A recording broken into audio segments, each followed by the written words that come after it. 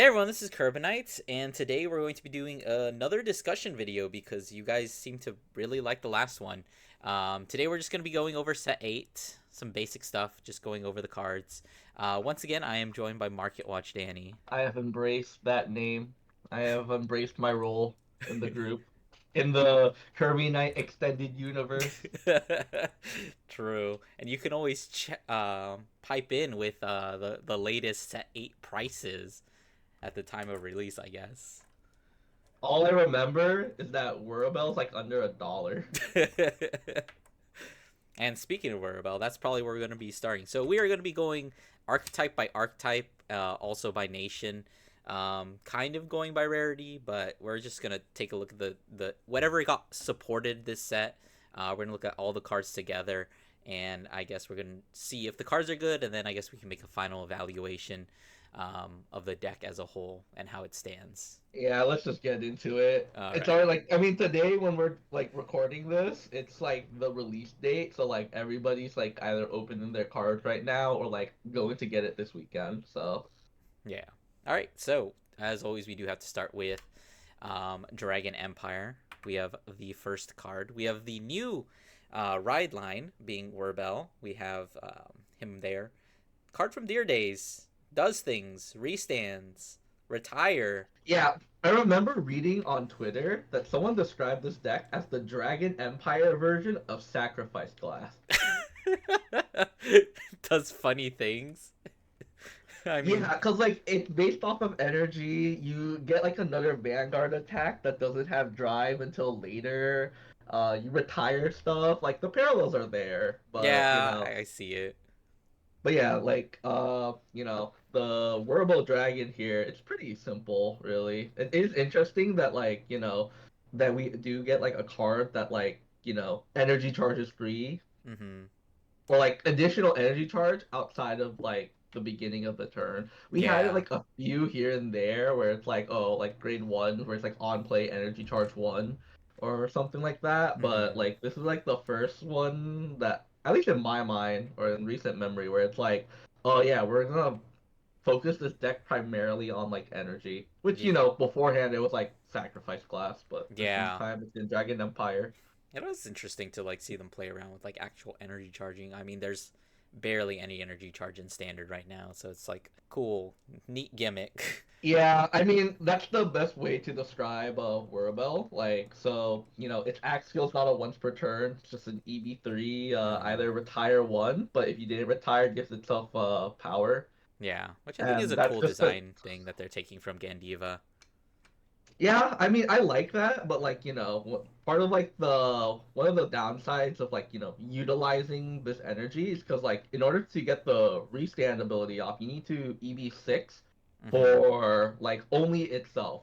So then any other like sources of it, you can't use it for. So you can't really use like the energy like gun cycles. I mean, you still Yeah. can with the counterblast, but you still want to use like the counterblast for this card's restand and for the grade 2 triple rare support that's Mm-hmm. right there as well. Yeah, it's like we have this gimmick of energy charging, but like it doesn't do anything because like all the energy you charge, you literally have to just sink back into the Vanguard. Yeah, it's like each turn you get 6 and then you at minimum lose it. So like you never really gain energy. There is a card, I believe it's like a double rare that they get that also gives them additional energy. So theoretically you could use it again, but like you're pretty stagnant on like where your energy is. And moving over to the grade 2 real quick, I will Yeah. say this is like a kind of like a new design thing where it's like on play if you're on the grade 3 with the Yeah. name, or if you have it in the ride deck, then you get to use the effect, which I guess is kind of like balancing these quote unquote archetypes of specific cards. Yeah. I honestly, well, first to talk about the effect, I do like that it's very much Gandiva. Retire something if you didn't retire, draw a card. UBDs again, right? Oh boy. But yeah, like in pretty much like the point of this card right here is just to retire something first because like you don't really want to retire off of Yeah. World skill. You want to, get the power from it mostly. Yeah, because you got So then Restanding like you want Vanguard. to like Yeah, you're resetting Vanguard, fun, and you don't get the drive until it's like a Persona like Soul Blast. Yeah. So you really want to like retire with other things first before you use Werbel to get the power. Otherwise, you're just gonna be like kind of like baby numbers for the Vanguard swing. Yeah. But at least the grade two, it gets 5K for every time you pay the 3 energy So it's just like a for the 20k Werbel. based. Yeah. Yeah, so it typically will just be 20 base, or if you're on Persona, right, it's 30 base, which it's nice. It's the triple Solid. rare it's the triple rare grade two support, so it's solid. But is the deck solid? It's It sure is debatable. Dragon Empire. Like it's like a good, I will say like a local deck, like where you can just bring it around and like just play around with it, but Hmm. it's not really something you would consider for like Like an a actual BCS. tournament. Yeah, like an actual tournament with like, Vanguard on the line or Yeah. something on the line. Yeah, yeah. So next up, I guess we can talk about its ride line, which is really all it does is the grade one kind of reminds me of Willista, where it's like I guess you use up the 3 energy that you have spare, draw a card, get 5k. You don't deck thin, but you basically get Willista. And then the grade two is literally just like Gandiva's grade two. You don't have to pay CB. And the starter, I think the starter is great. This guy's cool. Yeah, it's definitely, Conroe vibes. I will say, looking at like most of the lists that like I've seen, a lot of them like they don't opt for the grade one. They instead play the Virgilla grade one, Yeah, just so makes that way, sense. you know, free power and then like free ride, quote unquote, just at the Soul Yeah. Blast. And lets you keep that 3 energy. Yeah, that too. I mean, the draw and the 5K is nice. Your Vanguard being a 15K, like Hmm. so if you're going first in attacking like unboosted into your opponent's grade one, putting out a trigger is still a one to pass. And Yeah. most of the time in early game, you never really want to like one to pass unless you're like feeling like really confident in that. Hmm. But most people don't want to risk that. So I will say that is a little bit nice. But again, it's like EB3. You would really want to use that like EB on the Werbel to Hmm. retire the board or to get power. So Yeah. I don't Well, know. It's you like should have like 3 what? EB spare, right? It's like the whole Shoujo Doji mentality where it's like you're using EB3 every single turn, but you have the one EB3 that you can use. Yeah, I guess that's fair too. But it also doesn't do anything like on its own. Yeah. So I honestly I just feel like Virgil is probably just better. I feel like this ride line would be good if we didn't have anything better. But it is a ride line that supports the deck in yeah. a way. All right, I think we have like one more support card. Oh, this is the one you were talking about. The other kind of design that we have been getting where it's like if you have the specific Vanguard, only then does it get effects. Otherwise, it's just a vanilla. Um, Yeah. On play from rear from hand, by the way. So it's oh boy, like, the Stoicheia curse. yeah, I don't know. I mean, I guess you can't like fire Regalis if you choose to play that as like your Regalis piece, but I do think it's funny how it's like, oh, you can on play energy charge 3, but you can't use the EB7 draw one, which I guess why, right? But like What is because you're anyone locked gonna do into if you're on Wearable? You're not gonna be able to EB7 anyway. yeah, like you wouldn't even want to do that. But I guess if you're like really desperate or like I don't know, maybe like who knows, maybe they're like future proofing it for like premium to like get like energy somehow and like you just have the Warble name. I don't know. Fucking But knows. yeah. And But then yeah, like the other skill where yeah, it's like generic like 5k when it boosts, but it does like Soul Blast to like restand itself if it boosts like a Werbel. So I guess like your restanding restand's gonna booster. be Yeah, still okay, right? Like it's like 13 plus 13, so let's say that's like 26. 26 minimum if you didn't gain power off of your energy blast. Yeah. But it's like again, it's like whatever. It's kind of funny how it's just like grade three or greater unit. So like theoretically, you could just call like your Persona ride like to rear guard and just call that. Yes, because And we I, definitely have a way to restand that great. Just to restand yeah, it the just backward. play the red elemental like OG. Oh, true. Oh yes, because you definitely need an extra power when you hit Overtree. Yeah, you never know. You're already a restanding like Vanguard. Who needs Drag Beta? It's probably gonna get banned down the line anyway. Last thing I want to say here is, can I say just how fucking annoying it is that some decks have like 13k boosters while all like the faded and destined ones get 15k boosters? It's just giga It's annoying. like 13K like generically, and then 15K if they're like boosting specifically Yeah, like I the know. Vanguard. Like this is it, but like shouldn't have got an extra 2k if it's boosting a Vanguard. Come on, man. Well, Verbal doesn't have a divine skill, so there's that. Okay.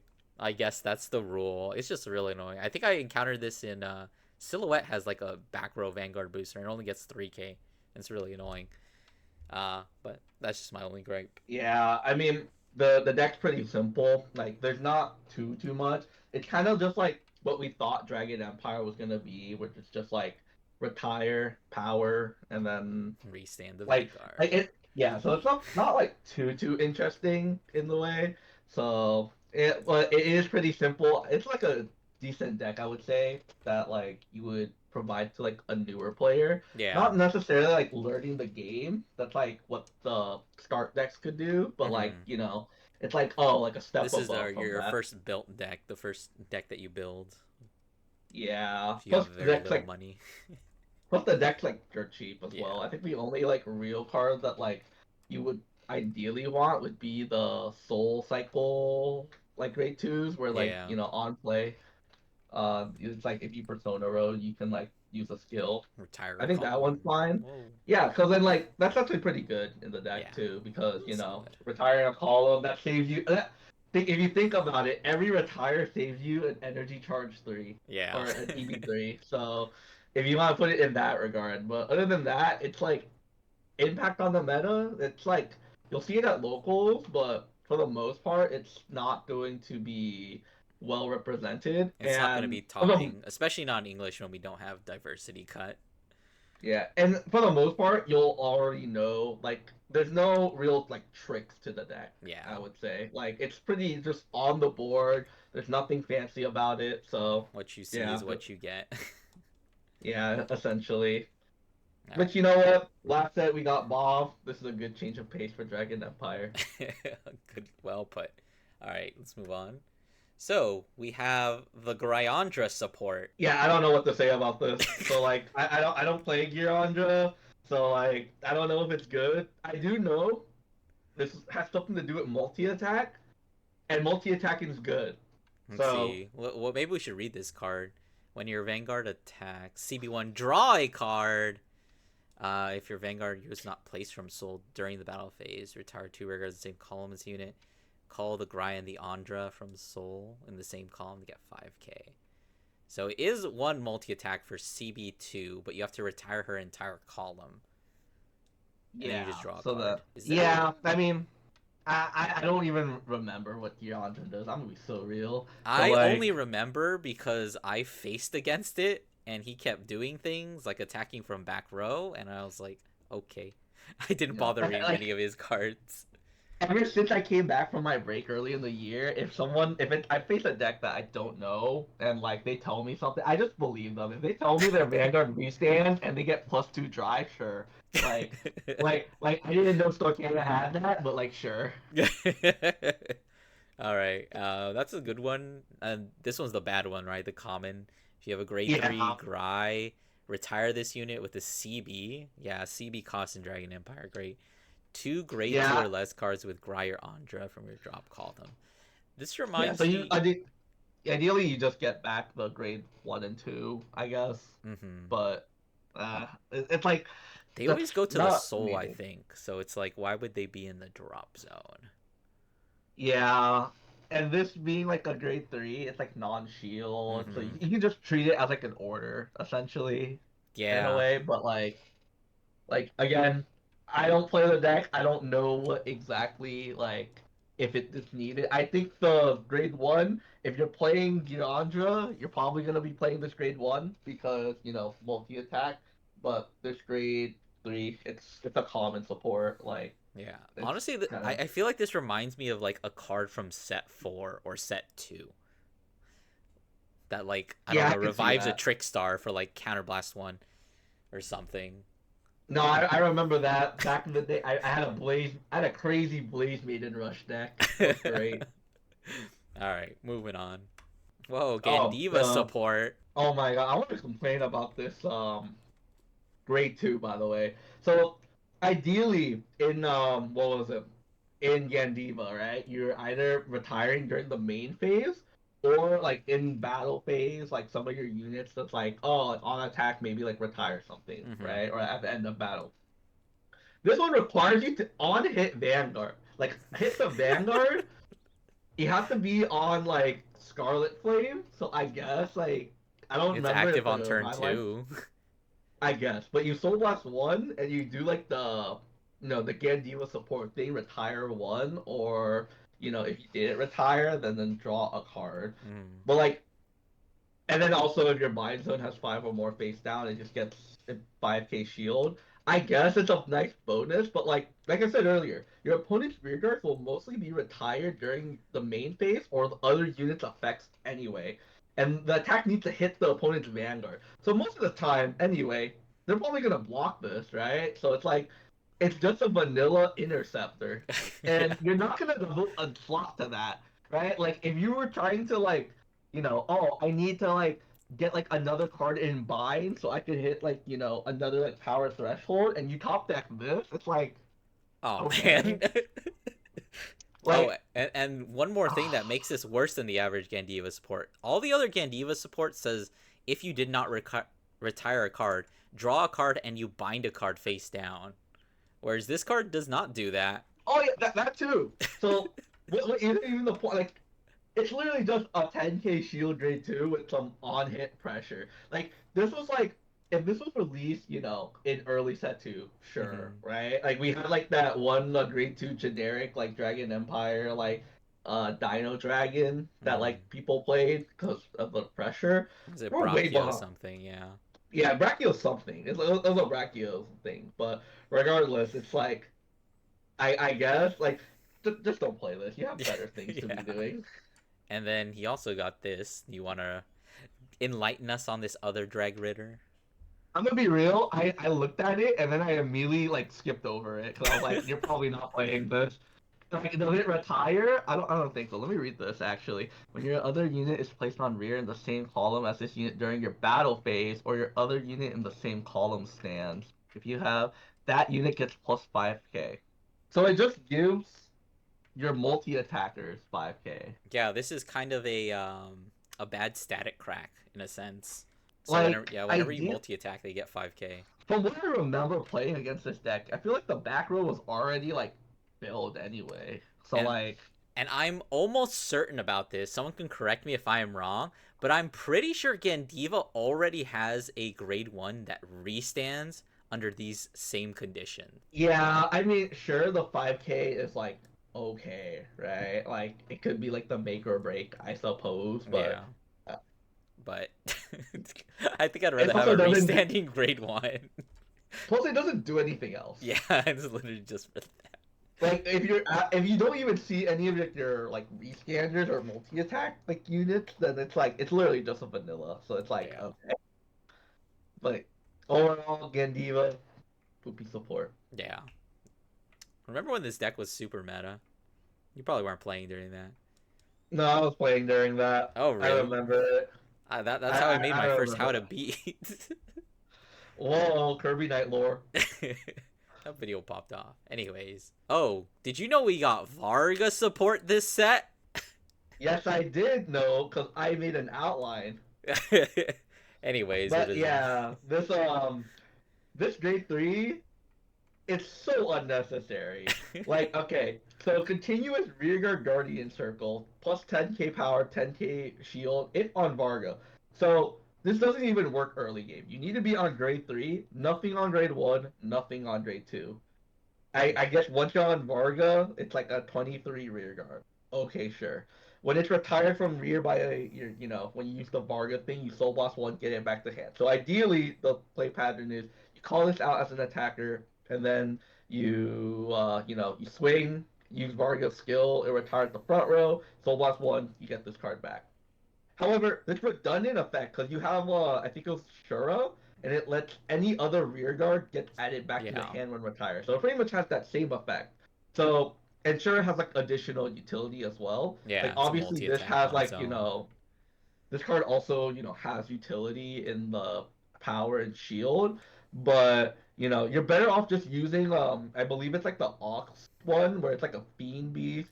It makes Varga's power bigger alongside like other generic attackers that you could play, like gun cyclers or soul cyclers. Hmm. Like Varga already has like it's pretty filled because you already, have Yeah. like the one grade two that like is kind of like your multi attacker in a way, but Hmm. like and then you kind of just want to focus all in on the Vanguard, right? Because Yeah. you're a multi-attacking, restanding Vanguard, so you're better off kind of playing that grade two, right? And the utility this card provides, at the most, it's like in a pinch, it's an attacker, but the same thing can be said with like the cycle cards, and those also offer like a little bit better utility, extra Hmm. like draw, whichever whatever the gun cycler's on play effect does. I don't even remember Is if revive a people grade ever use. one? Yeah, there we go. I guess That's like literally that's just like a free advantage. yeah, you can just revive like like the person that like stops the intercept. I think that's Shura. But regardless, Rokusen. uh, Sure is yeah, a grade two. you're not really playing like this card. Like it's Okay, cute, but but like have you considered set order package? You now have a 23k booster. oh boy. So now I don't get to get bounce it back until I'm on Rakshasa. So now I'm gonna turn slower. Amazing. All right, what's this other shit? Rare back row. If your Vanguard is Malworm state and your back row has no other rear guards with the same card ability, can't be retired by card effects and gets 5k. Wow. Yeah, so it's just a 13 that doesn't die, which I guess is okay, but you literally have Storm Slasher, and like And you don't really Rokusei. care. Yeah, Like and you literally, you like your don't back care row about can this. even like get itself out of the way before it gets retired. You could even play fucking mid hat. Yeah, like you really don't need this card. Like ideally, right? Because it doesn't restand itself, so you're attacking with like the first card, like unboosted, and it's like, oh yeah, like I can save this boost for later, right? But Mm-hmm. you that's so unneeded, unnecessary, and it's like Yeah. it only works in Malworm state too, So it's right? a So it's turn like four card. It's a vanilla literally until turn four. yeah, and with how like Vanguard is right now, like it's pretty like once you get to turn four, it's kind of like make or break for some decks too. Yeah. So it's like it better be worth it, and just being a great or a 13k booster, like that's not worth it because everybody gets a 13k booster. So like I guess. But Mm-hmm. yeah, Vargo support, that's not it. Yeah. I guess it last final benefit is that it does actually have resist for everything, not just your effects. But does that matter? No. No, You don't understand. What if Bob goes into the mace? Then they can't retire my back. but Yeah. Yeah. but yeah, these Complete wash cards, of Varga support. I think it's fine. Varga's yeah, already fine as a deck. debatable, but let's continue. All right, so now we're getting into the generics, and of course, the first one being the triple rare. When it's placed on Yeah, rear, check top CB1 to check top 7 and add any grade 3 or greater card, regardless of its type. And then if your opponent's rear guard is retire bound, just gets another 5k. Oh, and it also has the yeah, Burning Horn clause. yeah. So bottom text is like, it's generic. Like it Mm-hmm. can be like whatever. But the main purpose of this card, you mainly see it going forward in Virgilla. It's to search the new like Alt Knights card, and then Mm-hmm. you kind of apparently you see it in sometimes in Shiranui, according to deck like Deck playtester tester Ryan. Orion. Yeah, but for the most part, like obviously the most like obvious like grade three that most decks would be getting would just be their Persona Rhyme, Mm-hmm. or and I guess like if they have like an important grade, like I don't know, like if Vargo wanted to search that double rare grade three from before for some other reason, like I guess they could do that, but like you really want to only use it if you rely on seeing like a specific grade three. So I guess Mm-hmm. Margo could just play it just to search for Rasasa. but like it's nice, but I don't think that necessarily like warrants that slot. So really, it's only like for the most part, it's like Virgilla. But Mm-hmm. like, if you want to see that Elf Knight, because that card does like so much for the deck. So Yeah. Another thing I will say good about this is, for whatever reason, they didn't bother putting in the accept a Regalis piece. So this thing can technically search out Regalis pieces. oh yeah, I didn't even think about that. So technically, if you like find like Fire Regalis off of this, you technically turn Fire Regal like this card into like a theoretically like another like non-grade 3 card. Mm-hmm. So I guess that's like cool utility there. Yeah, and just to make a quick premium connection, this card is basically just Blusher Parakeet. It does the exact same thing, except it doesn't, retire or get 3K, which is. But yeah, like it. I mean, again, another 13K booster or attacker, I guess. Yeah. But like, I think just overall it's a solid card. Doesn't really have a home right now outside of like Virgila, but I'm sure this will be yeah, like it's like a usable card. later. Yeah, it's one of those cards where it's like it has like a niche, but like there's only like one upcoming niche, and outside of that, we don't know like what else there might be that like would want to search for like grade threes. Yeah. All right. Let's get into the trash generic stuff. Oh, we got a new archetype, the Wanderous Melodies. How much do you know about these nymphs? I'm gonna be so real. I thought that they had like this gimmick, and then like once my mind registered gimmick, I just kind of like no. All right, I guess I'll take this on. So, the grade two in we actually got a couple of these in like grade one, or in grade one in set 11, where they're on place. Lets you CB1 to search for a very specific order, and then he has another effect when he attacks grade three. If it's boosted by a nymph, which is I think there's only one grade one nymph. I think there might be other ones that they were released previously. He's just like a 5K. So it makes a decent like 23K column, I suppose. Yeah, it's Nymph in name. I don't know if we have any like Nymph that's like types, but Mm-hmm. like yeah, it has to have it in the name. Mm-hmm. And then this other one, another grade two, just a solid +5 if you play the Wanderous Melodies.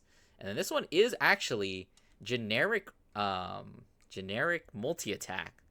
Let's see, at the end of the battle that your grade 3 or Vanguard attacked, if your unit did not stand, CB1, and you retire the other guy in order to restand her. Like it's a funny package, I will say that. Like Mm-hmm. And I think it's funny that it's weird that it's at the end of the battle your grade 3 or greater Vanguard attack. So you can technically still use this in restanding Vanguards like Overlord. Well, you could use this in Wurabel because you simply proc her effect first. oh boy, sneak decks are gonna go crazy. But outside of that, I also saw you can technically also use her as a restanding booster if we put the set order package and make her a 15K booster. Okay, sure, That was my only other sure. like application for it. I'd rather it wasn't an application. I guess let's take. We have two more cards. The actual order itself is you play with EB2. You check the top five and you call a nymph from among them. Wow. Yeah, it's top five, so you're very prone to whipping, and like, yeah, like, I guess like if you're like really dedicated and like you can try to max out on all of these cards, but I guess so. And Yeah. then the grade one's an on hit booster. It's like okay, EB3 retires something. It's like that fucking pterodactyl from set 9, I think, where it's like boost and give it that same skill. it's EV3 unplayable in Warble. No, but what if you call the grade 2 double rare? You can energy charge 3. Whoa, But just ignore yeah, the part fact of that the order costs EB2. EV5 combo. No, but I surely there is another nymph like somewhere out there, but if the playability of Divine Sisters is anything to go off of, I'm pretty sure the other nymphs are also pretty terrible. All Well, right. yeah, overall, like Dragon Empire, like outside of like the triple red generic grade one and like I guess like Warbell, it didn't really get too much like Yeah, it's anything kind of a like wash. spectacular. Yeah, but you know what? at the very least, Dragon Empire still has Balsagra, Yeah, so and the they don't 5 need other it. cringe decks that are all tier 0 Yeah. meta. We're hopping into Dark States next. So, obviously, cover card, we've got Blagmire, who gets so many support cards. Why does he have so much support this set? It's just It unfair. doesn't matter because like you don't really play most of them. Yeah. But yeah, the new Blanemire, it's essentially just the same as like Vita and Imperial, except instead of giving itself power, it gives like your front row the power, but only once, so it doesn't stack the front row. So no matter how many like Blanemires you have in the soul, you don't like if you It's have just a two, you don't blanket get 10k. 5k. Yeah. Yeah, which I guess that's like fine because like You're your already hitting for rearguards like are. really threatening attacks. Yeah, and like you don't really want like an additional scaler, which is like fine. And then the I guess like they changed like the previous on attack skill to an act skill, and you can now pay it with either binding a Blankmire from like your soul, or now you have to bind four like face down. So before you Oh could only yeah. buy like two up to four, I guess, but Yeah, like yeah. now you have to bind four if you choose to. Oh, and obviously the new thing where it's like, oh, you get to choose a face down card from bind, and then if it's grade 3 or less, you get to call it, and if you didn't reveal anything, you have the option to draw, which it gives it like a lot more utility. Because before you would like worry about like Deck what you out. would Yeah, bind, that too. or trying to like deck out, but also it's like, well, because you had Vadrock, and Vadrock got you to tutor like the cards in your soul, so you Mm-hmm. have to worry about like, okay, what do I want to keep in my soul? So it's like, okay, I want this in case like for example, if you had like Zamug, right? Like Mm-hmm. you want to call that off of like the Vadrock. So then it's like, okay, I need to keep us a move here, but now because you're able to call that to move back out with Nexus's skill, it gives you more flexibility in what you can soul charge or what you get rid of Yeah. for your soul. And then the elaborate wizard is pretty good, I would say. Like it's a really good early game card where it's just like a generic like on play from It's just rear Ling. guard. Yeah, it's just Yeah, where Ling. you just top check Scry two. 2. Yeah, one into soul and one into bottom of the deck. I will say that card is generic, so like technically, uh, 4 you more know, copies you of Ling. keep an eye out on that, I suppose. But and then at the end of the battle, it boosted. Just in general, if you're on the Blankmire, you can CB1. You choose a normal unit from Soul and put it to hand, and then bind itself face down. So Whoa, they not didn't only add the does it Sentinel accelerate, restrict clause there. yeah. So you can like tutor back like PGs or like Persona rides from which is like pretty cool, good support, I would say. Yeah, this is Proto Bowl. You remember that guy? Oh, do I remember that guy? But yeah, like Elaborate Wizard is like a pretty insane card. It's like a good card you can commit early to like rush with, Mm-hmm. and then like later in the turn, it's like if you soul charge any like good pieces, you can get it back. Or even if you didn't, right? It's kind Mm-hmm. of just like, well, like my worst card, let's say, is like I don't know, like another wizard or something. I Yeah. guess you could do it just to bind itself. Yeah, like at a worst case scenario, you basically just trade out a 5k for on the feet, or you trade out your booster for just like a 5k shield in hand, which is like fine. Yeah. I mean, the only other issue with this card is that it is a counterblast. Mm-hmm. In a deck that already uses its counterblast for other things like Zamoog or Bedrock. Mm-hmm. So it is like you do kind of have to watch. Like you can't like spam this ability really, Mm-hmm. but for the most part, like it's still like a really good card to include. Like Yeah. that's not like a knock against it. Yeah. But I think that's like it for like the good Blankmeyer cards. Let's get into the not great ones. We have Oh this my god. this weird ass fucker with Foricon. Okay, so essentially, if you're on Blankmeyer and your bind zone has at least four or more face down cards, so once you use Blankmeyer's ability, it gets these effects. So it effectively gets resist, it gets boost, and it gets plus 5k power, plus 5k shield. What? Why? Okay, so pretty much you're already playing the boost order, right? Mm-hmm. Because you're playing the that boost package because Bedrock is like could Swole be as like a fuck. really Yeah. big. Yeah, so you want like Maidrock to like boost like a Zamoog, so you have like big number with crit on the side. Hmm. So getting the boost is irrelevant. The power and shield is okay. It's like a nice bonus, but it doesn't warrant a slot because it doesn't help contribute to anything to the deck's game plan. My big thing is do you want it to have boost or do you want it to have shield? Are you throwing it in the front row to intercept or are you putting it in the back to be a Kusi? Yeah, it has that flexibility, but it's like the deck doesn't want to be flexible. It just wants to do the one thing, Yeah. and like so like, and this is a double rare. Like what? I don't know. Well, we can look at the other one. Carve Out Dragon. It's placed It's a on grade rear. three, so It's a like grade yeah, 3. so yeah, it's a grade three, so it already competes for the slot with the Colossus, so it has to do a More than little the bit Colossus, better. right? Yeah, when it's just an on play, look at top and either leave it on top or put it into Soul, and if you put it in Soul, it gets power. And then it Like gets 10k instead if you already use Blackmire. I guess, but then afterwards it's just a vanilla, so like it doesn't clear itself, so like you're gonna have Oh, to that's call true. over it. And like I don't know, like the Colossus just feels like just a better card. Because like it also like binds itself too. Like Yeah. because this takes from the deck as well, right? Like Hmm. I mean I guess you could leave it on top if it's like, oh wow, I got a critical trigger, that's cool.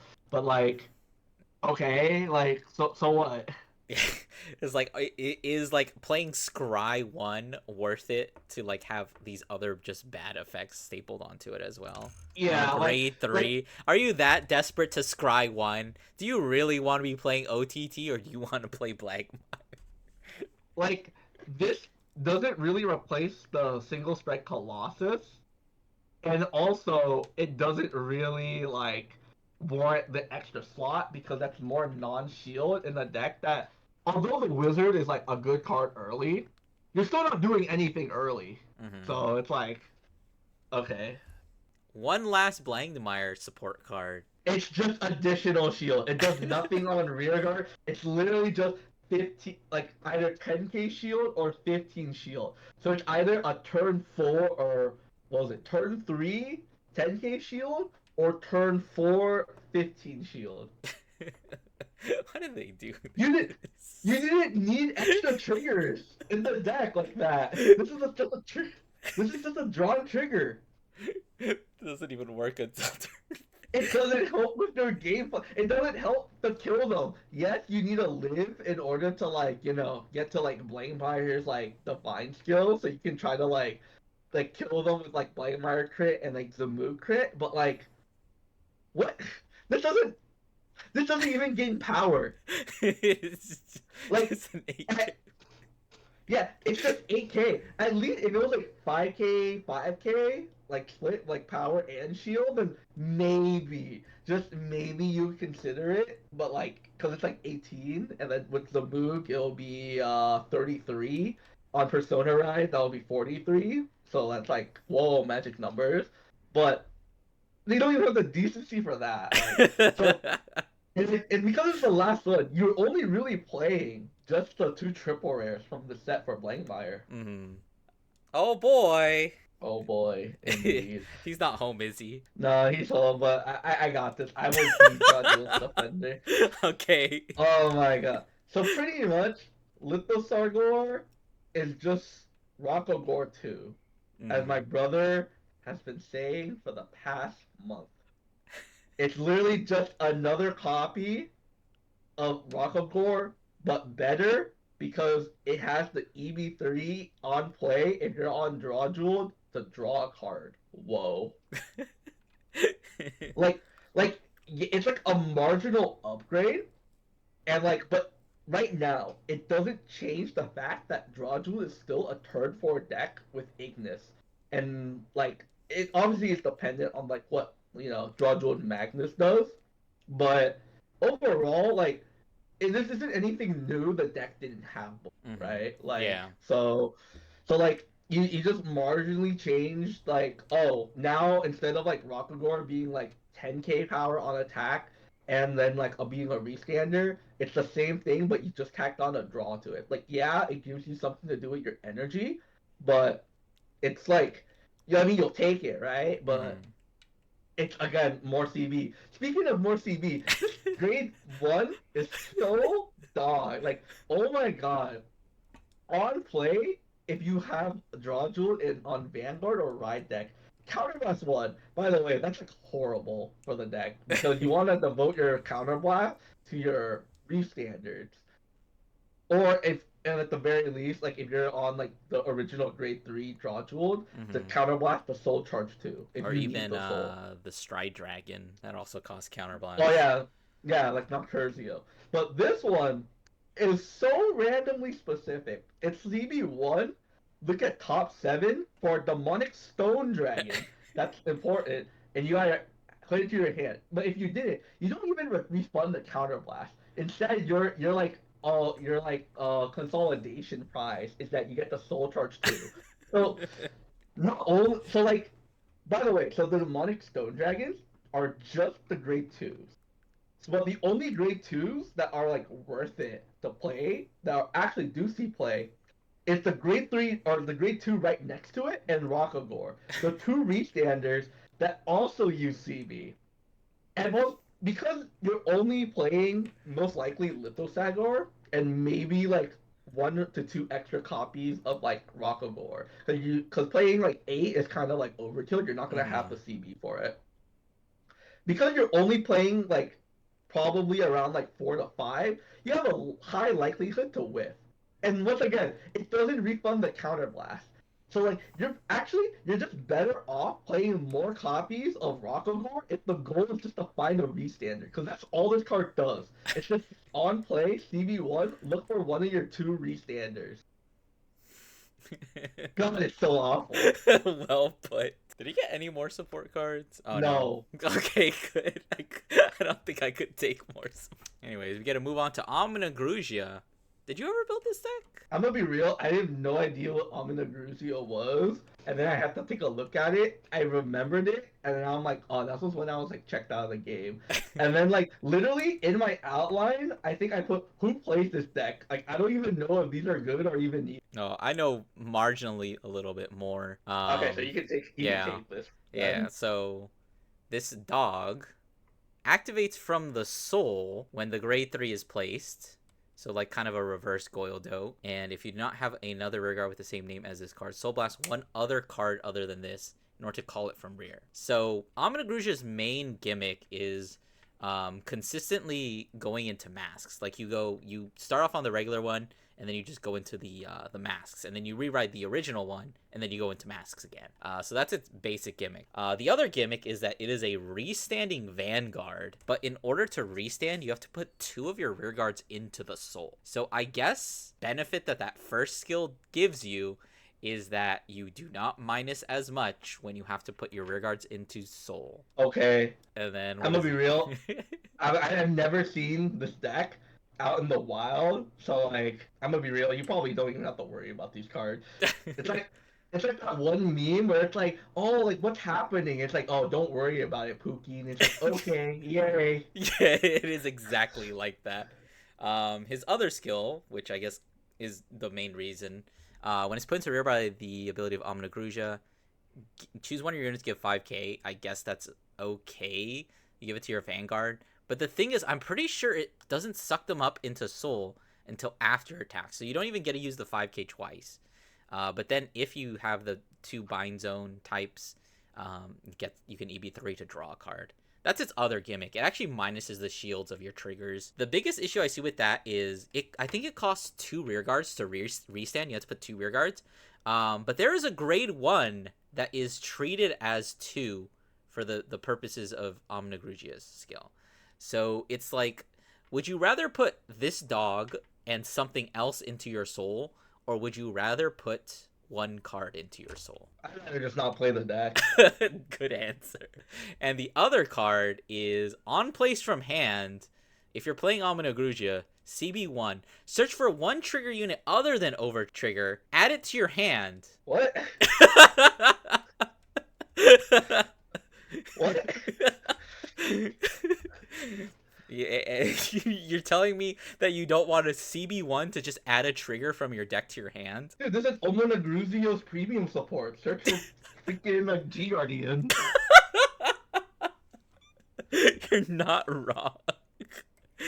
But yeah, hopefully I should tell you that should need to tell you that searching a trigger for CB1 is not good. I don't even think the deck has a counter charger. And I'm pretty sure the restand costs CB2. Like I feel guess like if you were forced to forced to search for a trigger, like I guess like the thing where it's like, oh, I have to search for like the trigger that I don't have yet, right? yeah, Right? that's the thing. But it's like if you're already in that position, it's kind of like you're already losing at this point. I mean, you're already playing this deck, so you're already losing. I don't know. Let's just move on. I don't want to look at these cards anymore. I won't torture you anymore. Oh, we got some Direfall doll support. I hate this deck. Okay. I fucking hate this deck. I haven't played against this deck. I heard people say this is time go to time deck, and then I'll just believe that. I don't know. That's all I really heard. But like, I mean, more names is nice, you know. Like I will say that, and it's just like you selectively quote unquote soul charge with the double rare grade 1. Like obviously it's not like an actual soul from deck to soul, but like or not, I guess it is deck from soul, right? But it's not like a blind soul charge. So which is always it's better. like yeah. I mean it doesn't count as a soul charge, but that's kind of like whatever, I guess. So being able to like, you know, toolbox your your soul, it's good enough. Like you'll play this card, and then obviously it binds itself to so that way you can use Angel's skill later to on top of helping to push for higher numbers. So like it's fine. Like I'm not like an expert on this deck, but like just base reading it on like my basic understanding of the deck, it's like a good like utility card. What about As this for the other one, I don't know. Let me this actually on boot. If you have a grade 3 Vader Vanguard with Direful Doll, choose up to one card with Direful Doll from your draw, put it to soul. This unit gets 5k until end of battle, and at the end of that battle, buy this unit. Like that's like fine as well, but like I feel like you have better slots to use. Like I feel like you already have this type of effect where it's just get Direful Dolls from drop to put it into soul. If you don't, then like I don't know, but like it feels like you would much rather like use like a different like card to get it into the soul. I don't necessarily remember what all the Direful Dolls like support cards do, but at the very least, like these are all like still like things like in like content, like you would consider it probably, versus like everything else is kind of just like either an auto include or an auto not include. So yeah, I don't have anything else really to like say about this. Like they're fine. Yeah. My comment on that rare is, wow, 13k booster. Yeah, 13k booster. There we go. And we have some generic cards for Dark States. What is this? When it attacks, if you have grade 3 or greater Vanguard, put a Vanguard with different name from this unit into the soul. It gets plus 5k. See, it would have been okay if it wasn't locked behind like a grade 3 or greater Vanguard. But because it's on grade 3 or greater Vanguard, that means you're already on your quote unquote main game plan, which means you probably already want to start doing the things that you want to be doing. So it's like, where does it slot? I don't know. It just doesn't have a home. Yeah. Actually, I think this would be a perfect card for a D standard draft. Yeah, it's like one of those it's like a generic like okay card to include into like a deck, I guess. But like for the most part, it's like it's not anything that like any deck needs at the moment. And then we have an order card. 3 heads are better than 1. Choose one card from your drop. Put that card and this card into your soul. I mean, it's nice, I guess, to be able to like get like a specific card into the soul if you want.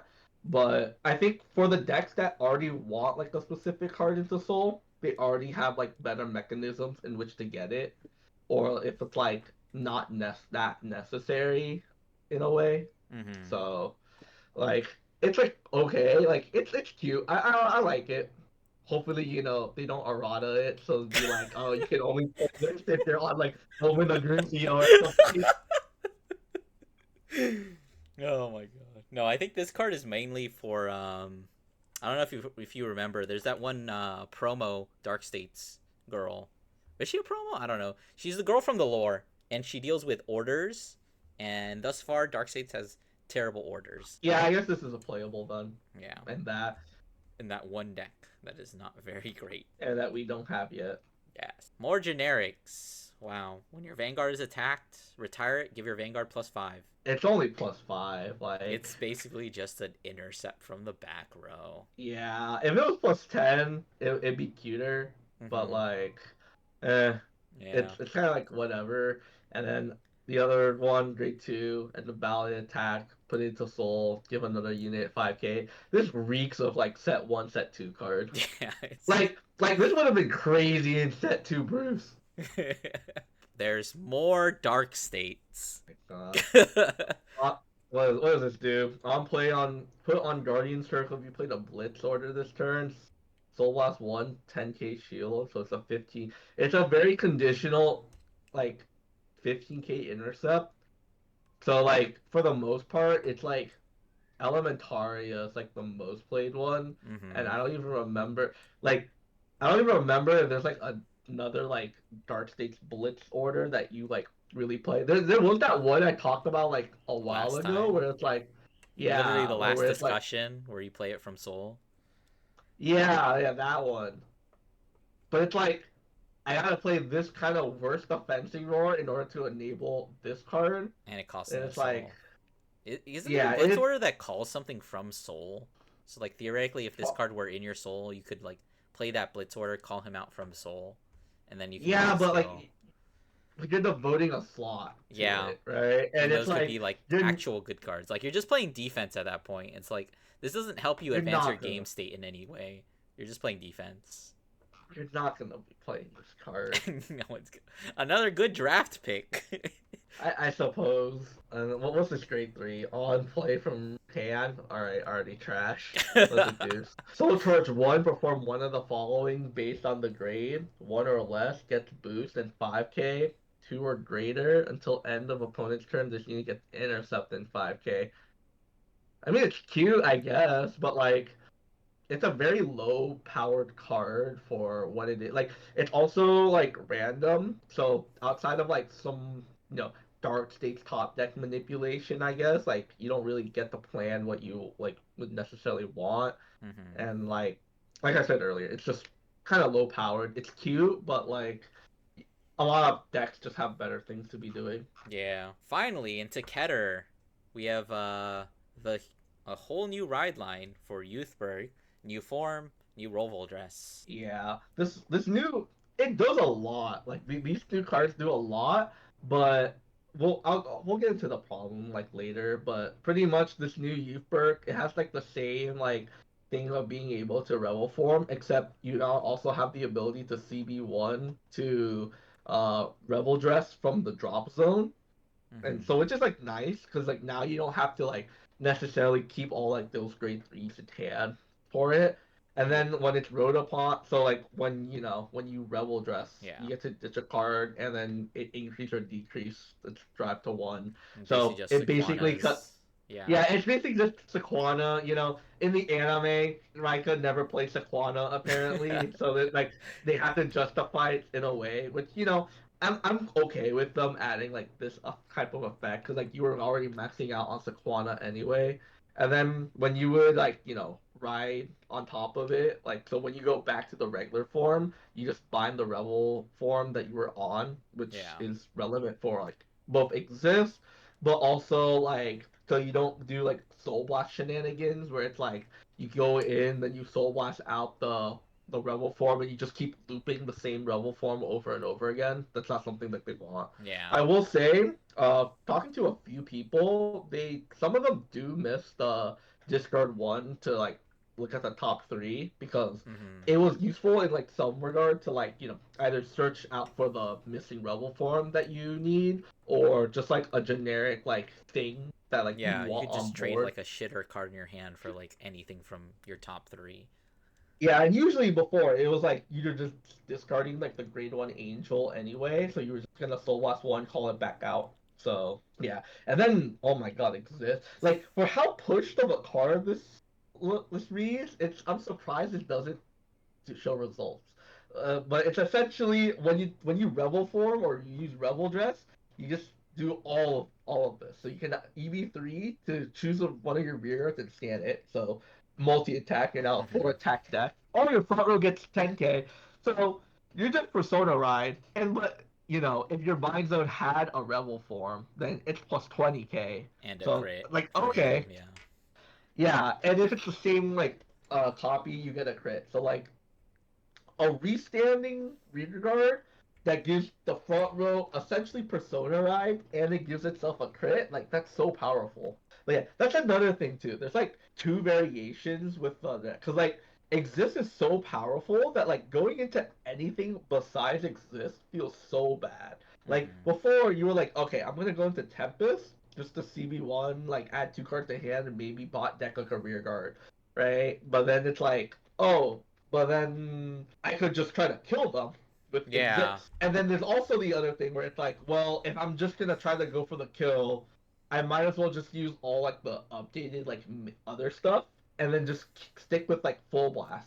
And Full Blast is just very like one dimensional, where it's like trying to turbo all like your Revel forms as quick as you can. Yeah. Cause like ideally they wanted you to like, oh, Move I'm off gonna of go that. into like, I'll be like Tempest into Gust into Zest or something, but like it's like that's like slow, so you kind of just want to like still try to like full blast people, Yeah. but so there's like two different builds of it. So, but yeah, like Exist is such a strong card, but that's the problem is everything else around it is also very strong. So Hmm. like not exactly like the cards in the deck, but like it's competition. So Yeah. It's just not killing fast enough. yeah, those look cool though. Okay, Ed. Let's look at his new ride line, which I hear is actually better, and I think this is actually seeing play in the new even or basically even if you're playing what's it called Full Blast, you still do use this new one.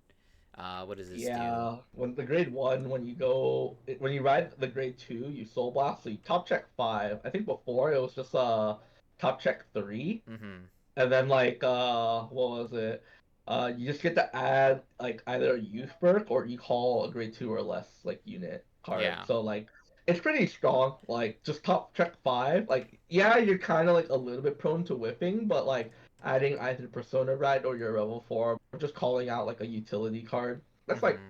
It's fine. just a free plus, Um which is just like what ride lines kind of need to yeah. do. Yeah, and then like the grade two youth, it just on you ride a card with like the rebel dress ability. You just EB3 to get a grade two or greater back to hand. So Which is ideally, that's exactly what the grade two did, except it costs CB instead of yeah. energy. So So now it's it's just like EB and like outside of like, this, the only other like energy blast that you were really using was like it's gonna be on exist to restand a rear guard. mm-hmm. So this not having to use a CB means that you are more free to like guard early to like, preserve the damage. Because realistically, you don't really need like damage early because like the only time you would need a CB, right? If you're playing like exist would just be if you discarded exist and you need a rebel form from drop. Mm-hmm. Yeah. But overall, like it's just a straight improvement on like the old ride line, which it's nice. Hopefully we get that for like other like old ride lines like Yeah, I Boost feel like or Bastion. there's a ton of ride lines that just need a new fucking revamp, and that would like fix a lot of well, not all the problems, but like a lot of their problems. It would help them out immensely. So we get into Youthberg's actual support. That nobody plays, by the way. Is this man's name Dor Ringer?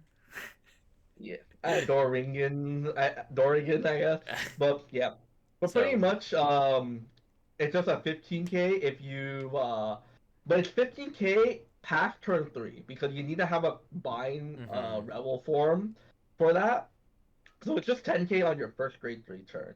So already when you're wanting to try to kill on like your exist turn, or maybe just like your persona right turn, it's already like a slow card. And Yeah. then it itself it gets the ability when it stands by the ability of exist only pretty Mm-hmm. much counterblast one draw card and it becomes a battle. And like Battledore is like cute I would say. But like with how Exist is, you're probably gonna be swinging high enough numbers that they were going to guard with two cards anyway. Yeah, and I mean it So doesn't like like have anything else other than like there's no way to like give it an extra crit outside of like checking a trigger. So it's like Battle Door, like okay, 1 damage, I'll take it. yeah, and like it only like works if like it's stood. So like you can't really like stand anything else. And then Duderick, let's just like on play CB1 check top five to add a specifically a youth perk.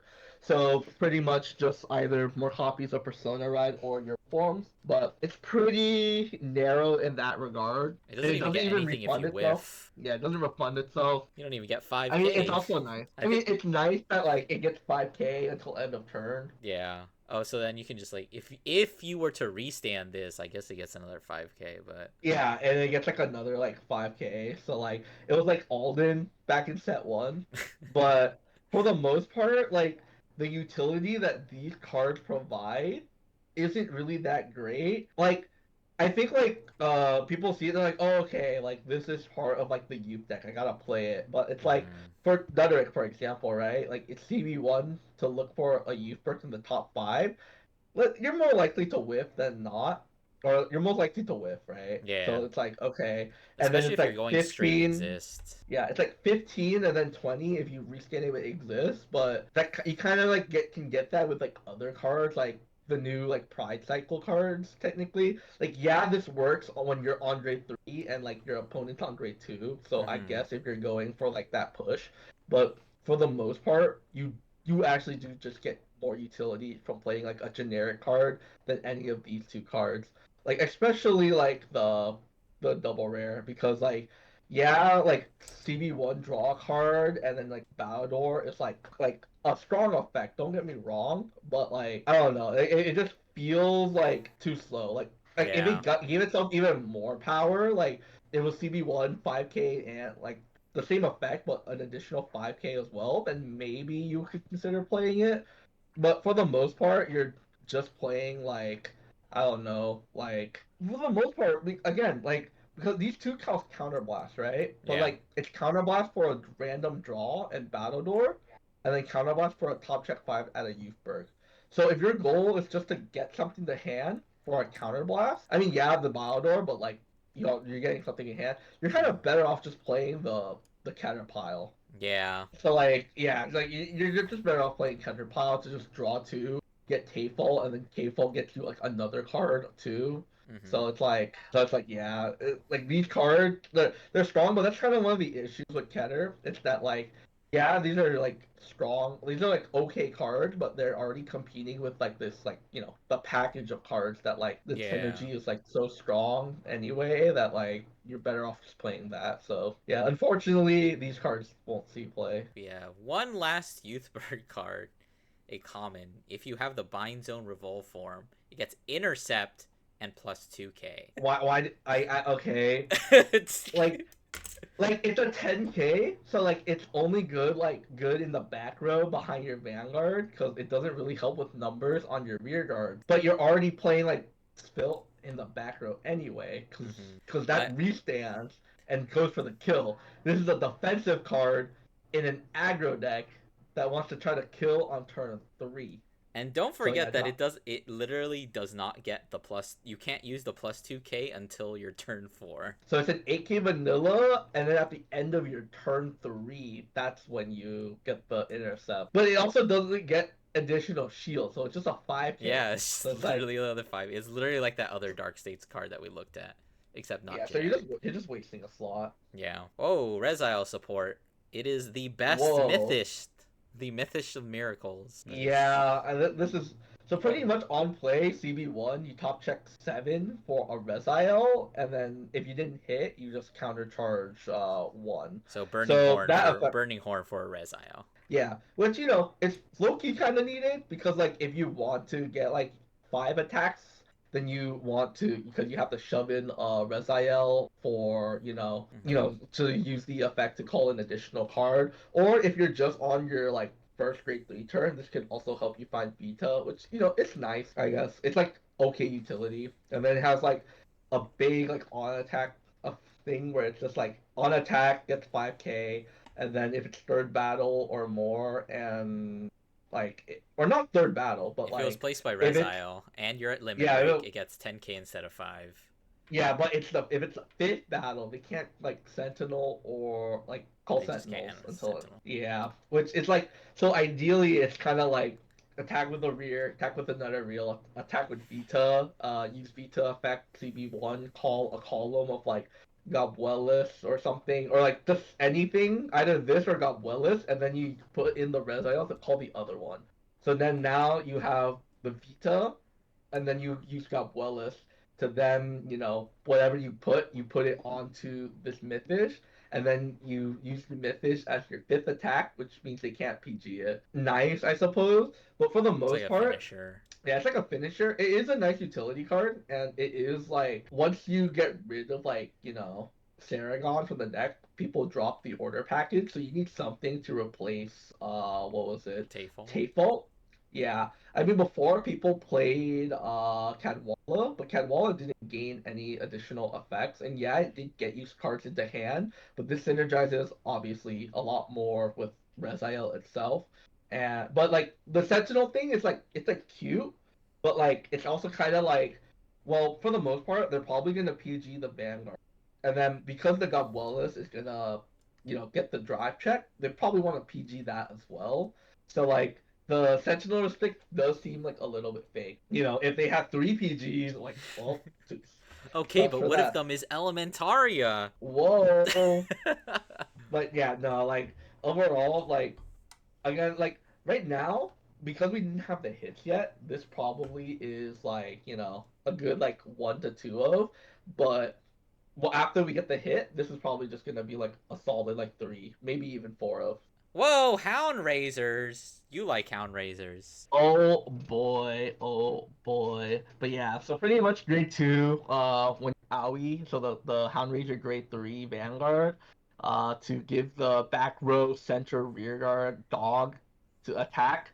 If it gives itself 5k, and then if your opponent's Vanguard's at grade three, it gives something else 5k as well. It's okay. Like additional power is like nice, I suppose.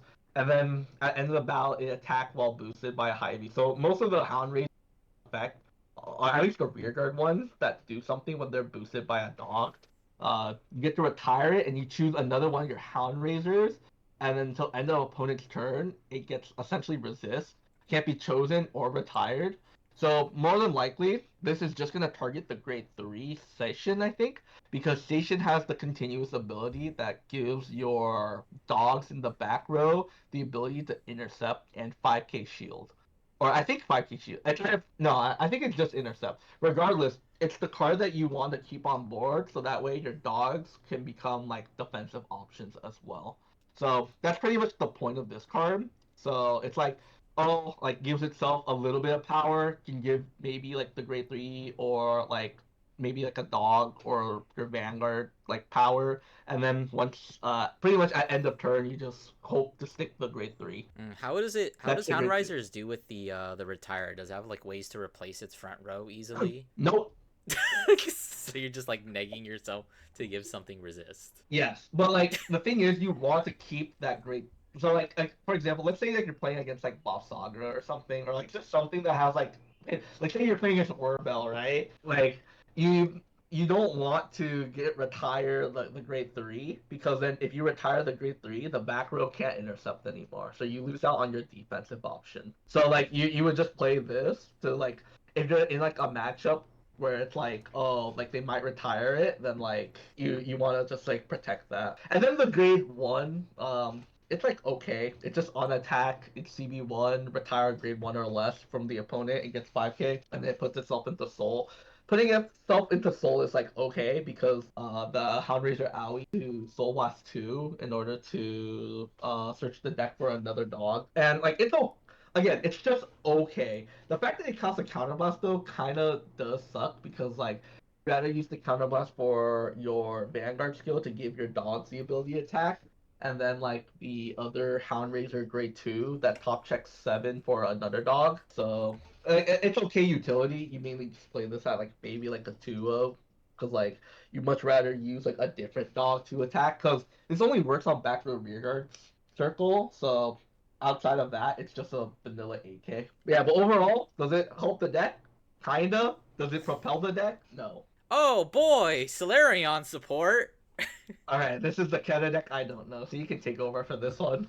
All right, so we do have a double rare here, which is when this unit gets placed during or on rear guard during the battle phase. If you're on a Solarion, you can CB1 to stand one of your rear guards. And then if a normal unit gets revealed by your Solarion, it gets 5k. So that Kant is pretty much always going to be used because Solarion's whole gimmick is that you reveal the top card, and it's almost always going to be a normal unit because you never want to fucking reveal a trigger. I'm going to be talking about this in terms of masks. If you want to play base Solarion, go ahead. This is your 5th attack. But in masks, I think it definitely has a lot less utility. Specifically because most of the time you can pretty consistently get like 2 Dragon Tree markers. And when you get 2 Dragon Tree markers, you're already recalling 2 units. So basically just CB1 to restand a back row booster. Because you already filled up your front row. Cool. Like, I mean, if you did it, then like I guess it's more multi-attack. Yeah. It does help a little bit because like usually like your other 2 attacks are kind of weaker, so like being able to have like another boost on them is pretty solid. I mean, technically Sauron does have a restanding booster already, but it's like an 8k and that's all it does. I think this card, what I'm more excited about this card is the premium applications, because you can actually proc that second ability if you go into Garmor, the Stride Garmor, and just reveal a normal unit off that. So I think that part's kind of funny, but I think it helps the deck just like a little bit, but like I kind of like the build that I have right now. I don't know what I would take out for it. But I think this other one, the grade 2, or not the grade 2, the grade 1, when it boosts, same condition, if you reveal a normal unit, always going to happen because that's what Solarion does. It gets 5k, and then at the end of the battle, you may return it to the hand. So I think this is a solid enough card. The deck doesn't really have any good boosters. Like half the time you're kind of relying on Reedy to like increase the power of your drive checks. You do get 3 drive checks per turn, and you deck filter, and you can stack the top of your deck. So Reedy is pretty good. I don't know if this replaces it because I don't know. Like you have so much soul in that deck. Reedy is kind of like needed there. I will say that if you are playing Selgown in Solarion, you are kind of just wrong because Selgown fucks up your stack, and you kind of need your stack there. So this is definitely like, in my eyes, this is a Selgown replacement, and just like bouncing back to the hand is pretty nice because sometimes you do run. And it's a 13k booster. Whoa, 13k booster. Whoa. No, I think like if you're playing these cards, you're probably playing them together because like he boosts something, it's probably hitting for around like 28. Let's see, it's usually like if you put it on Dragon Tree marker, basic 10k, 15k, your Persona Ride, that's 25, 38, and then you can just call this in front and it's another 38. Actually, it's 43 because she gets another 5k. Yeah, 43. So I think it's solid. The problem is nobody wants to play Solarion, but Solarion is actually a pretty cool deck. I will take your word for it. I think we have, yeah, Hexa Orb got a support card. Let's see. Did? Yeah. I guess. If you are on a grade 3 sorceress, it gets 5k, and then when you place your sorceress, you can EB3 in order to call it from the drop. And then you scry one, either put it on top or into soul, and if you put it into soul, it gets another 5k. I guess the plan is just to like, intercept with it, and then when you ride up, you just get it back.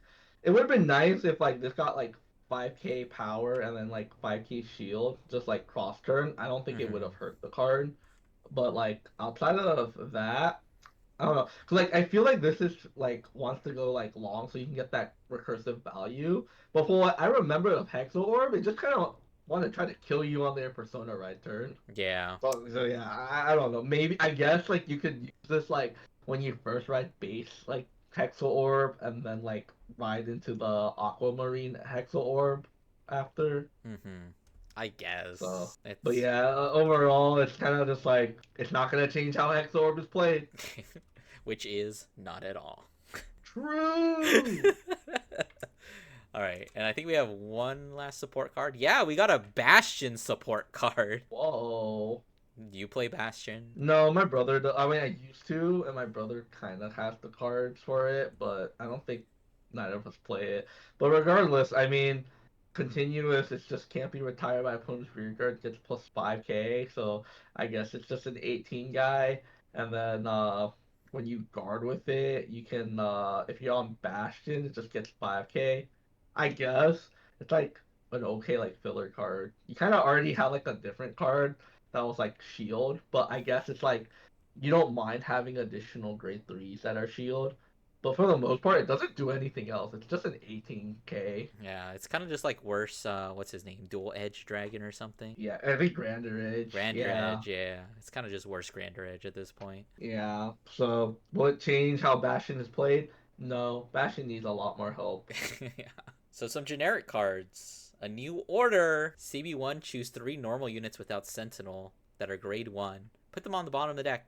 And then if you chose 3 cards, you get a draw card. I guess like if you really wanted to recycle grade ones, like most people would probably think of like Luard, but like you don't really want to be playing orders, and you definitely don't want to be wasting a counterblast on this because like you're already just naturally shuffle back your grade ones anyway, and every other deck like if you really need those grade ones, then I don't know, like you're probably already in a losing position because like it puts them on the bottom of the deck, and like if you have like a way to like shuffle, I guess, or maybe even just like counter, I suppose, to shuffle back your dog. Yeah. But yeah. Yeah. And then we have another dog. When attacked, this unit boosted hits a Vanguard. You can retire to give a rear guard plus 10k. On hit pressure, not gonna see play. Another draft card, honestly. Yeah, draft chaff. And now we're into Brontgate, who Oh boy, didn't get a new boss unit this set, did it? Unless I'm they missing. did. It did. Heroes. Oh, I'm gonna pretend it doesn't exist. Anyways, well, we're starting with Mythos anyway. We have the second Mythos. You want to take this one for your brother? Yeah, sure. So pretty much on play only during battle phase. It's like if you're on the Weisriger C1, and then it can't be chosen by card effects or by opponent's card effect, you can attack from the back row. And then during your turn, if you're on grade 3, or if your opponent's on grade 3, it gets 5k, and if you play the normal order, it gets 15 instead of 5. It's like the best support. It's like what the deck needed in the wrong way, according to what my brother like told me. Because you want to like what was it? Typically call out like a dog, but like the dog won't like hit as hard because you're not calling a booster, you're calling this.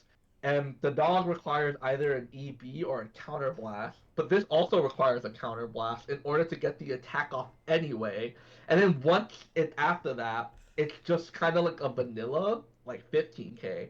So it's just big and doesn't do anything else. So, and the only way you're gonna get rid of it afterwards is if you swap it out and then intercept. So, not the turn that you call it, but you have to wait for your opponent's turn to then pass back to you to swap it and then do your turn and then wait for your opponent to go back to then intercept with it if you want to get max value out of it, or you can just call over it. Yeah. But it only works during the battle phase. So like it's 5 attacks, but you're sacrificing like just like, additional like power for it, which is like whatever. And then another order in the deck where like you're already playing like a different order. All it does is that if you're on Weisruger, then you choose one of your opponent's rearguard, retire it, and then your Vanguard pretty much gets the ability that like when your rearguard Mythos is placed, it just reduces their CB by 1.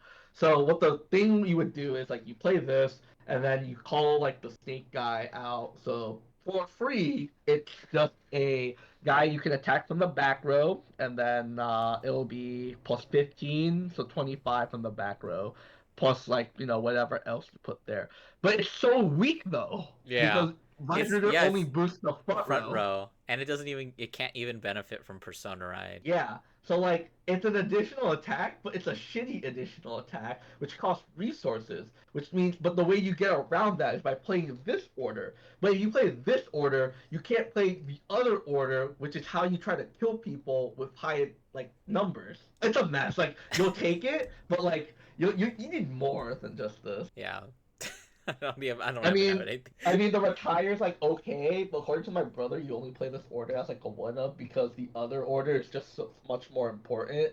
Like you'll just play this as like a value thing if you really need to use like the CB for like if you only have like one CB and you want to get the 5 up taxa, you use Feiruger, call this, and then you don't CB for it. I guess I don't know. These cards are a mess. Yeah, the whole deck is a mess. Oh, what you were just talking about, the heroes. Yeah, so it's a new grade 3. Yeah. So like it replaced Dianos, but not really. Mm-hmm. Because so pretty much just during your turn, if you have a grade 3 B hero with a different name, so specifically Dianos, it gets plus 15k. So by itself on grade 3, it doesn't get the power unless you randomly like soul charge the Dianos.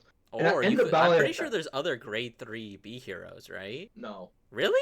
I swear I there's don't like think one so. random ass shitter B hero that's a I grade don't 3. I don't remember cause like I think it's just Dianos. I may be wrong, but regardless, it's meant to be with Dianos because Mm-hmm. at the end of the battle attack, you CB1 put 2 rear guards in the same or not same column, but 2 rear guards into Soul, and then you choose a scouted grade 3, by the way. Scouted, you ride it, drive -1, and then you rescout this, and then at the end of turn, you choose a card scouted by this effect and ride it. So essentially you CB1, put 2 rear guards with hero into the soul, put get Dianos, ride it during the battle phase, -1 drive, and then at end of turn, because this card scouted itself, you get to ride it back. So it's a very convoluted like way of like doing it. Just a convoluted revolt dress. It's like not what the deck needed at all. What it needed was an actual grade 3 Vanguard that something that Yeah. doesn't say CB1 get 15k in a crit and nothing else. Oh, I'm just looking at it now. There are other grade 3 heroes, but they're obviously based on just like rear guards. So Yeah. like, and you weren't even playing them to begin with. Yeah. So yeah, like, and the fact is, it's like you have to have Dianos already scouted. Like, yes, when you play your bases, you're already like deck thinking a lot, so you're Mm-hmm. likely to hit it. But like, I don't know, The like it's fact that just you a have to very commit a convoluted. slot to another card that is effectively a vanilla, and like if you draw in, is there a way to scout? There should be a way to scout from hand, right? Other than I just like the believe grade two. so. I believe so. I don't I know remember the like grade two all does the it. Like so let's use cycle one. I don't remember exactly what all the hero cards do, Me neither. but pretty much once you ride, because like you not only want to play Persona rides, Yeah, yeah. right? Because like you want to play multiple copies because like you'll have to go through extra steps because you have to ride from Scout. So because you rode over, the Diagnosis is now in Soul. So you gotta Mm-hmm. get it out of your Soul or And find back a in the way order to get zone. it. Yeah, you gotta get it back into Order Zone Scout. And not only that, it's just a vanilla, like it's essentially just an 18k Vanguard. So if you skipped out a Persona ride, it's like it's 18k or 28, I guess. So it's not as threatening as Dianos, which had the crit, which at the very least was threatening, because like their rear guards hit big, and then it's like, well, I want to like PG that, but their Vanguard has a crit, so like I don't want them to like risk like maybe breaking through like my guard or something. So like I don't know, it's like a weird one. Like I would have to play against it more to see how I really feel about it. I mean, playing against heroes like in general already feels like scary because like they already randomly do so much like Mm-hmm. multi attack and like deck thinning, but again, like did they really need this type of support? And I don't even know what this grade 2 does. Let me read. On play, if you have a hero Vanguard and you did not put a base into Order Zone this turn, scout a card with hero from hand into base, and then search your deck or drop for a. Okay, so this essentially, I think, searches you like, I think your second or third base. Mm-hmm. So that helps out with Dianos, I guess. Yeah. B heroes already have a card like this though. Yeah, so I mean, redundant effects is like fine, right? Mm-hmm. Like you kind of really do want to see like your bases just to deck thin and like more options to like call or guard. And then what does this do? At the end, attack a grade 3 or greater gets 5k until end of turn for each different base in your order zone. So we have a Is it like, total of three bases, three different bases. That's is including it, the Dayusha one, by the way. wait, is it different bases as in like different name bases, or it's like I'm different pretty sure copies? it's different. It has to be like different names, right? Because It would say different names, no? it says different base. But if it were literally like every base, for wouldn't it just say each base in your order zone? For each different base in your order zone. I guess? I don't know. Because Wait, they don't they get like another base? yeah, there's a promo that is like B Hero playable as opposed to the Dayusha one, which is literally just a name. I guess that's the point then, where it's like it can get either 15 or it hacked for It's 15 probably or more like 20. 10. It's realistically probably going to be 10k. If you're playing fucking die base in Heroes, I don't know, man. Yeah, I don't know. Like again, like it's not like a deck that you see often, but when you do, you always kind of get caught off guard with it. I already know I'm already gonna get caught off guard by this grade 3, just like randomly going into Dianos too. I'm like, "Oh, you got me there, bud."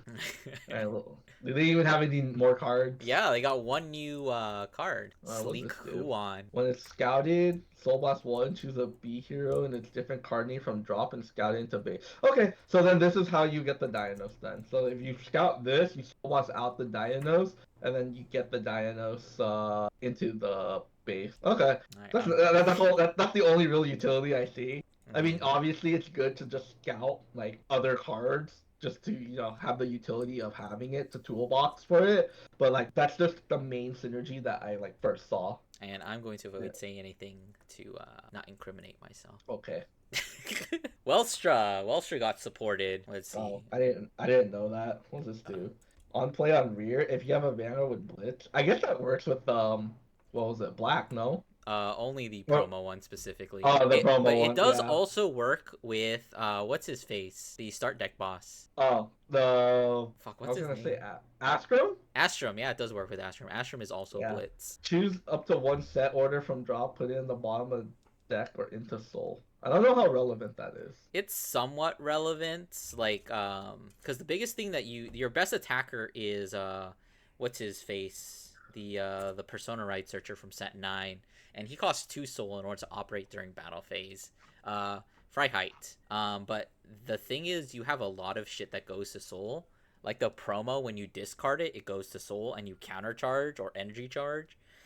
You have the dog house that when it gets discarded, you put it into soul. I think there's like one other card that puts things to soul. So like it's extra soul that you can use. Um, and I guess put set. There's no real way to get set orders from drop. I think it would be better if you like put it into the order zone, but obviously that's like a little too broken. But so it's pretty much just like if you discarded it then, right? Yeah, because like most of the time, unless you saw your set orders too early, like you're probably just gonna play every single set order that you get. You're just gonna throw it into the order zone. Yeah. And then what was this? When you're Wellscrow with Divine Skill Attack, Soulboss 1 retired, choose a product from Order Zone, operate it. Okay, it's just another operate, then that's nice. Yeah. And I mean, it gets stuff off board, which you don't really care that much about. I mean, Welsh is already a deck that's kind of playing with very few cards, which is like interesting. So it's like another minus. Like the effects that you're looking to get off this is, I think you can either draw a card off the Lubinstall, or you can basically just neg them another 5k with the Freischütz Maximum. I mean, yeah, if you're getting rid of this card to get the draw, I mean, if you're really in a pinch and like that's minus 5k doesn't matter, then like I guess that's like something. But for the most part, I think you're just gonna use Fry Shirts maximum. Yeah. All right. Let's look at this other card. When then he is placed on rear if you have a blitz and your order zone does not have a grade 2 product, put a card from your hand to soul, search for a grade 2 product, reveal it, add it to your hand, shuffle the deck, and then if you have 2 or more products, he gets plus 5k shield. So if it only works if you don't have anything. So if you don't have Lubetzel, but don't you Basically. search? Well, don't you like hard mulligan or like search for it? When you ride up to grade 2, you search a set order, But I recently learned this because I played the deck on Deer Days. You can only search for a set order that is the same grade as your opponent's Vanguard. Oh, So the utility this card has is if you're going first, you search out the dog because that's all you can search because you're not searching the other dog shit one. You call him, basically just put the dog to soul, and then you get the Luvenstall. And then now you can play Luvenstall on turn 2. so this card's only really good if you're going first. Yes, But you're going pretty first. much. Otherwise, So- you're just already searching it. Yeah, but you're going first, so like you already have like an advantage there. Mm-hmm. So like this card just seems like a waste of a slot. Yeah, it kind of is. Like outside of that, right? Because like if you don't have a grade 2 product, that means like if once you already have it, all of your copies are ineffective, which means it's just a 10k shield. Yeah. And you're what? Okay, sure. I mean, I guess like you can return it back and then like after you use it, so you'll have utility, quote unquote. But I don't know about this one. No, this does not sound good. I All right, think. let's just move on. Whoa, Oh. Orphist. They remembered Orphis. This grade one's pretty good. It's just on play from hand. If you're in Dark Knight or Abyssal Dark Knight, you search for a World Order, discard it. So it's just a foolish burial, which is like really needed. Not necessarily needed, but like it's nice to have, and it's for free. Well, so it's just free decked in. Also, it gives itself 2k, so like it's good going first or second because you can still hit your grade 1 or grade 2. Yeah. And then if for whatever reason if it dies and you're on Orphis, you can EB2 and bind it to get a Shadow Army token. So it's also good ditch fodder. So it's just honestly, this is like 100% a Yu-Gi-Oh card. Search the Yeah, deck, it's like banish Yeah. from graveyard, get effect. yeah, it's pretty good too. Cause like even if like you don't discard it right and you called it early, you're just gonna call over it with a Shadow Army token, Mhm. and then the next turn you're just gonna get rid of it to get another Shadow Army token. So this kind of just helps expedite like how many Shadow Army tokens like you really can get. Mhm. And like we don't have it yet, but like there's gonna be a new grade 1 like promo like set order for like World Order specifically Yeah. for Orphis, and that's gonna help the deck a lot too. Yeah, because you can So- finally be in Dark Knight on your first turn. Yeah. So this one, like overall, this is just an amazing card. Definitely keep an eye out on this because once we get that new World Order, this probably will see like a little bit of a spike. Mhm. Market watch Danny. Do you think you still keep with Orphis Mask, or would you actually be willing to try a Regulus build? I think you can do either or. I think I see mostly with Mask. At least that's what I see. In mostly Yeah, for I when I mean- look at like or try to find lists. Yeah, because I mean it's like a higher power threshold, right? But you're like being a little bit more inconsistent because you have to play like masks and shit, right? Kinda, yeah, that is true. But regardless, it's kind of I don't know. Like that's like to be seen. I don't think we really like look too much into it, but hopefully we get announced that promo soon, so that Yeah. way we can like look to play. Well, it's a monthly promo, so it Orphis. should be coming soon. Yeah. And then this grade 3, it's a grade 3, so you're probably not playing it. If you have a grade 3 or greater Vanguard Orphis, CB1 and Soul Blast 1, And no. retire it. to call 2 Shadow Army See, the difference was EV2 bind to get a Shadow Army token, and CB1 Soul Blast. What? Okay, yeah, no. Like, definitely It's not. like a Because, set like, one card, bro. like this, all it does is just trades itself immediately for 2 Shadow Army tokens. Which, like, you want, but you don't want it for, for an actual cost. You kind of just want to get it for free. Also, I don't think you really need Shadow Army tokens during the main phase, do you? Well, no, but like that's already fulfilled with this grade 1, right? 'Cause, Yeah. like, it's good early, right? But like you have better if it's early game, right? You don't want to be at high damage, guard early, right? Ideally. So like if you're guarding early, you don't have that much like counter blocks to use, and so then you much rather use your counter blocks on other things. Yeah. So like you're not playing this grade 3. You're definitely playing this grade 1 though. Rotovisor! You I can talk about this. love I have no idea. Rotovisor. I have no idea what if this is. You go ahead, King. So, this grade 2, we'll start with. On Rear and Guardian Circle, if you have 2 or more arenas, it gets +5/+5, which is solid. And then in drop, if you have a grade 3 or greater Rotovisor and you don't have a rear with the same card name, EB2 and rest in order arena in order to call it to rear. So this card is very confusing to evaluate on its face, because on one hand, like being a +5/+5 is like fairly solid. It's a solid attacker, and you have to remember in Rotovisor, theoretically, on your Persona Ride turn, you're getting an extra plus 15k to front row, because once you finally do get the 3 arenas, your Vanguard kicks in and gives another 5k. So he's hitting for 20k base. In like, I guess the ideal worst scenario. I don't know if there's any better way to put that. And you know, he's a 10k intercept, which Rotovisor as a deck definitely struggles a lot with shield value. It's definitely like super offensively oriented. Even though it does draw a lot of cards, it is not very defensive, and it kind of suffers.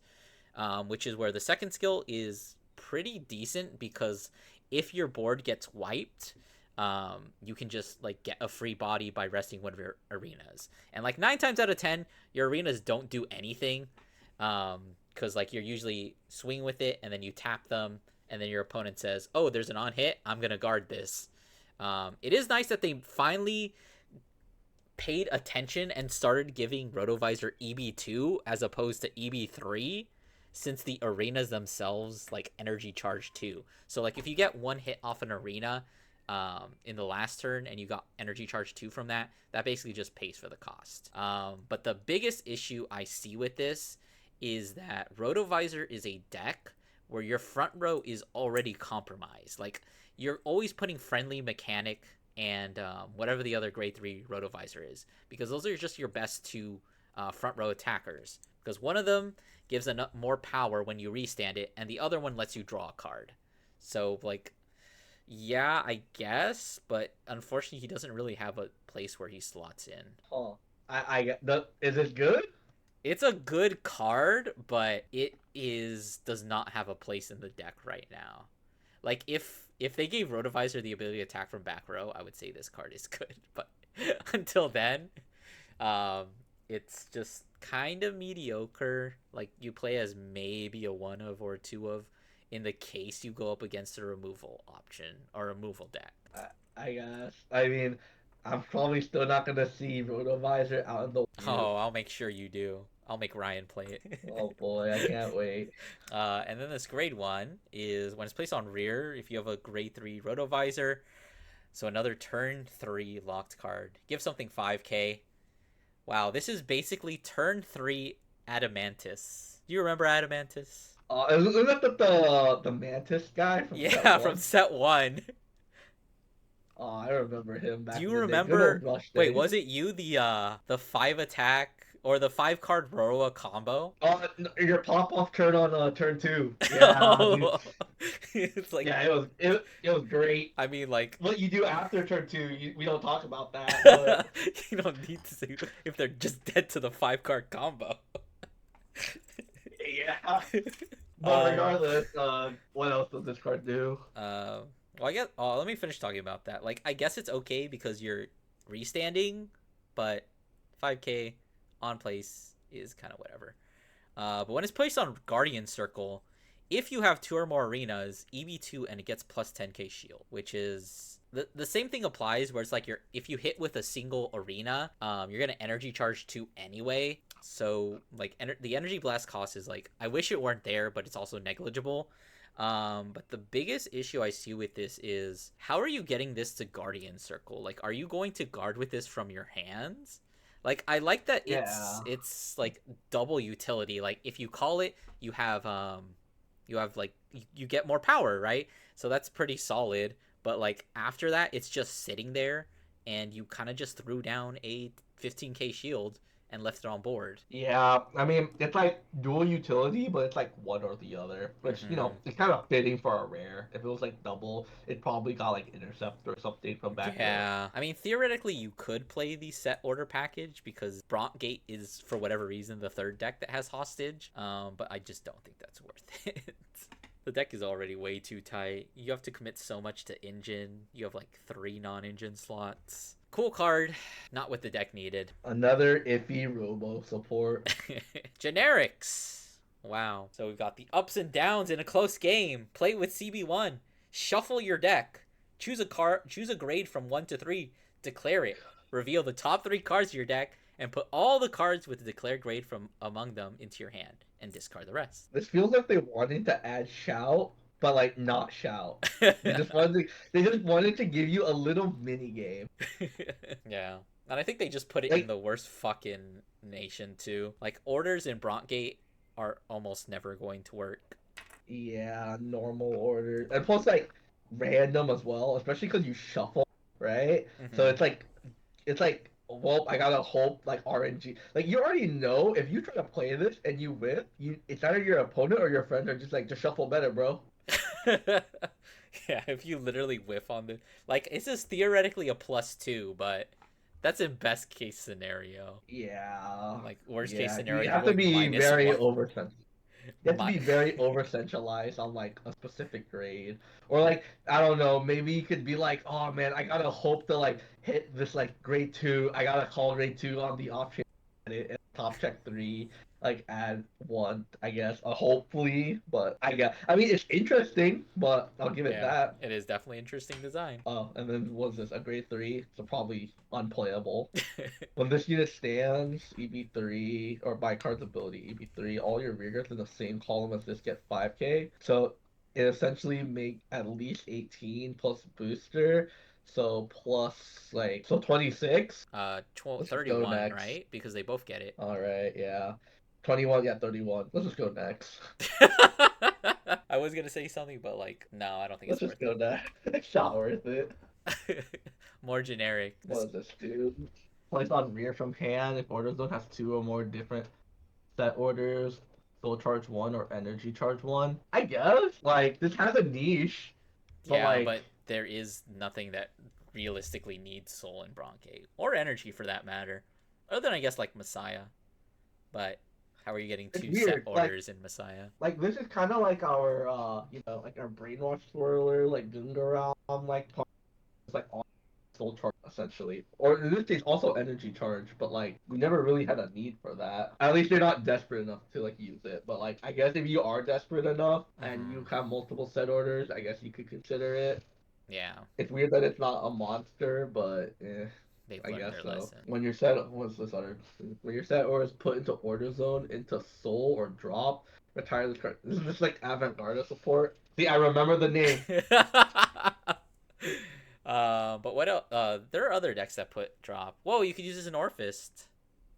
Although I Oh don't think you yeah. can like interrupt the effect and retire her before you call a Shadow Army token. Well, you have to use effect to put it into soul. So whatever effect it is, you pay the cost for that, and then I guess you can then use the effect for this. Regardless, I don't know. I mean, this is theoretically a card you could see play, right? It's just one of it's like similar to Mid Hat, and like Mid Hat was like whatever, and then like Hmm. when Sparta came out, it was kind of like, oh, we can kind of play this. So this card could kind of also see play in a Yeah, way. I'm just If we trying to get think of like, like all the decks that can use this. Technically, Ava can use this. I guess so, but like that's Why only would if they? they Is the real question. yeah, like and it's only like a one-time thing too. Yeah, Usually it's we only it's play just like a 1-for-1. It's a conditional 1-for-1. yeah. Yeah, the more I think about it, it's more it's like it's not really mid hat, but Hmm. I mean, I guess it's a card you can just play early and then convert it into a card later. Yeah. Personally, for that, I prefer Ainz because he's a Yeah, little more intermediate. at that point, you have like kind of a better option for like early game Hmm. art. All right, let's just go next. Yeah, he's the next two, last two, Even I think. more, 5k for every different set order. For 5k every two shield. different set order and nothing You're not playing this in that. else. Like, ideally, it's that. I guess you could play this in Ava, and I guess you could play this in, like, other decks that have multiple set orders, but In all those realistically, decks, they just have better options. yeah, you really have better options. And then, what is this? On a hit. Okay, we can go next. I just saw on hit. I'm not even gonna read No, I no, just no, saw no, on because hit. it lets you choose an order card, any order card. So what you can do is when you hit with him, you could add a blitz order back, and he doesn't even retire himself. He doesn't even get power.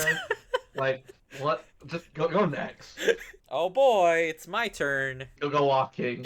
Go off. All right, You so can we do have the something. new Magnolia Patriarch, which is a much much needed upgrade to the original Magnolia. I've been playing that shit since it came out, and let me tell you, playing essentially a vanilla in a deck that is otherwise like very solid hurt me on so many levels. I am so glad that this card actually does something.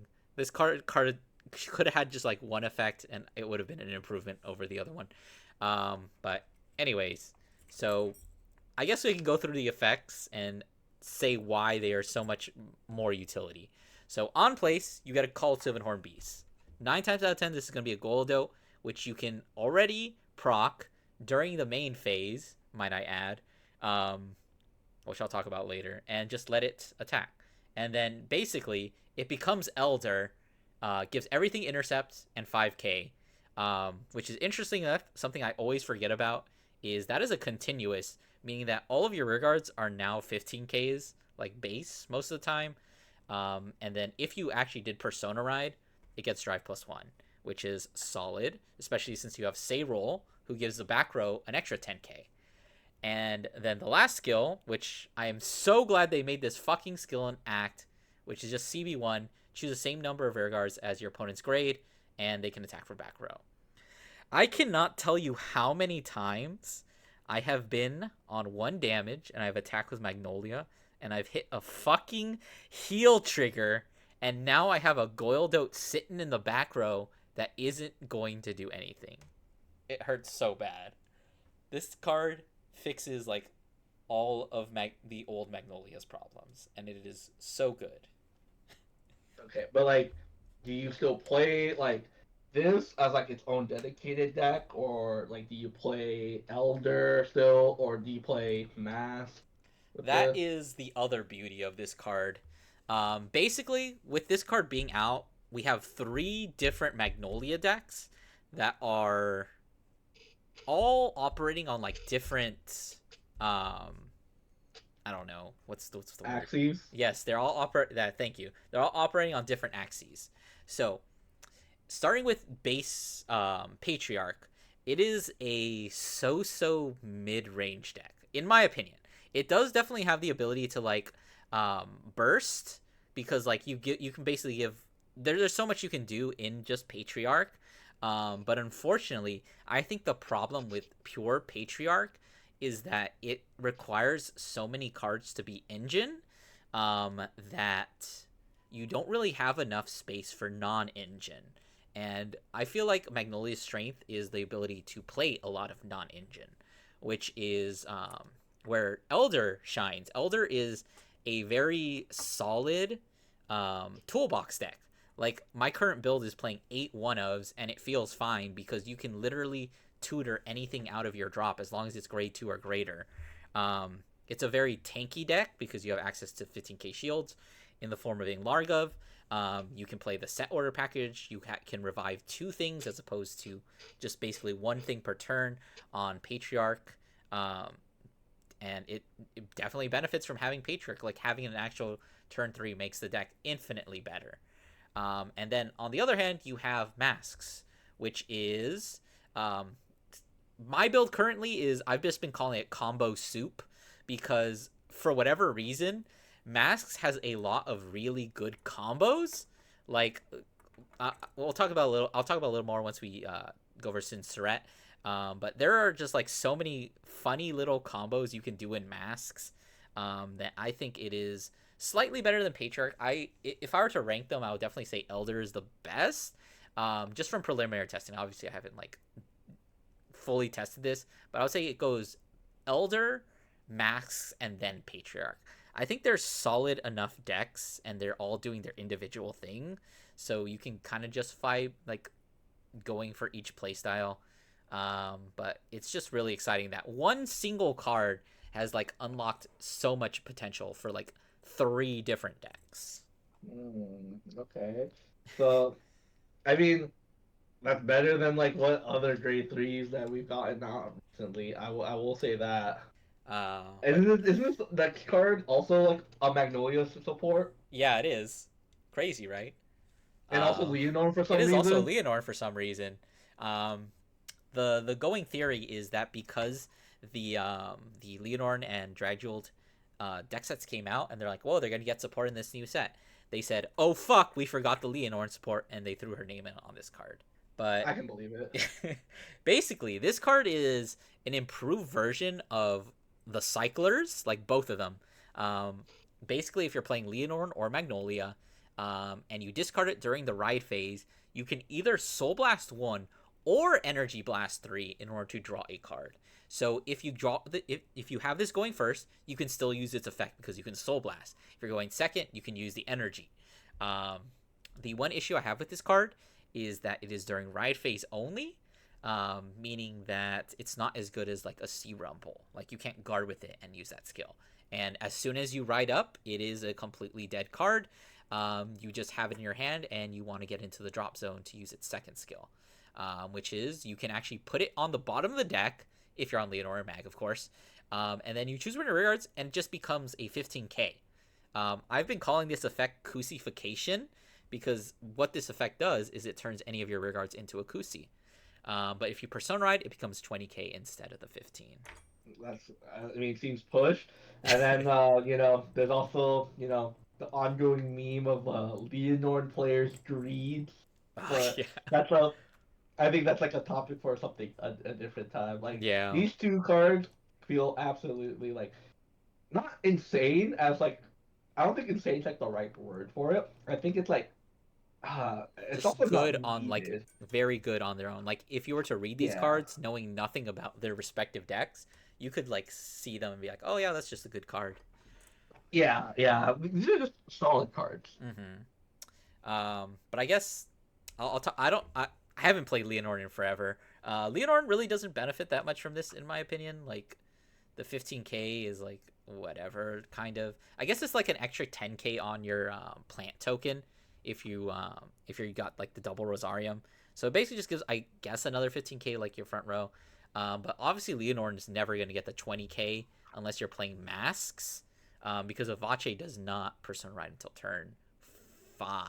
Yeah, turn 5. But there are some funny things you can do with this. My favorite thing to do with this is there's actually a Sylvan Beast that discards. So if you call it off Patriarch, you can actually pitch this card and you end up searching a copy of a Magnolia, and then you can also use this card because it is still the ride phase, which is like the funniest combo you can do in Magnolia Masks. And you can even take advantage of it in that deck because you Persona Ride first, giving it something 20k, making it solid. Again, just solid cards all around. The only Is deck, the rest of the support solid? it's all right. The only deck I think this card is not good in is Elder, because obviously you don't Persona Ride, and Brave Shooter is just better because you can reuse it, and you can't reuse this. Alright, let's see what else there is then. More Magnolia support.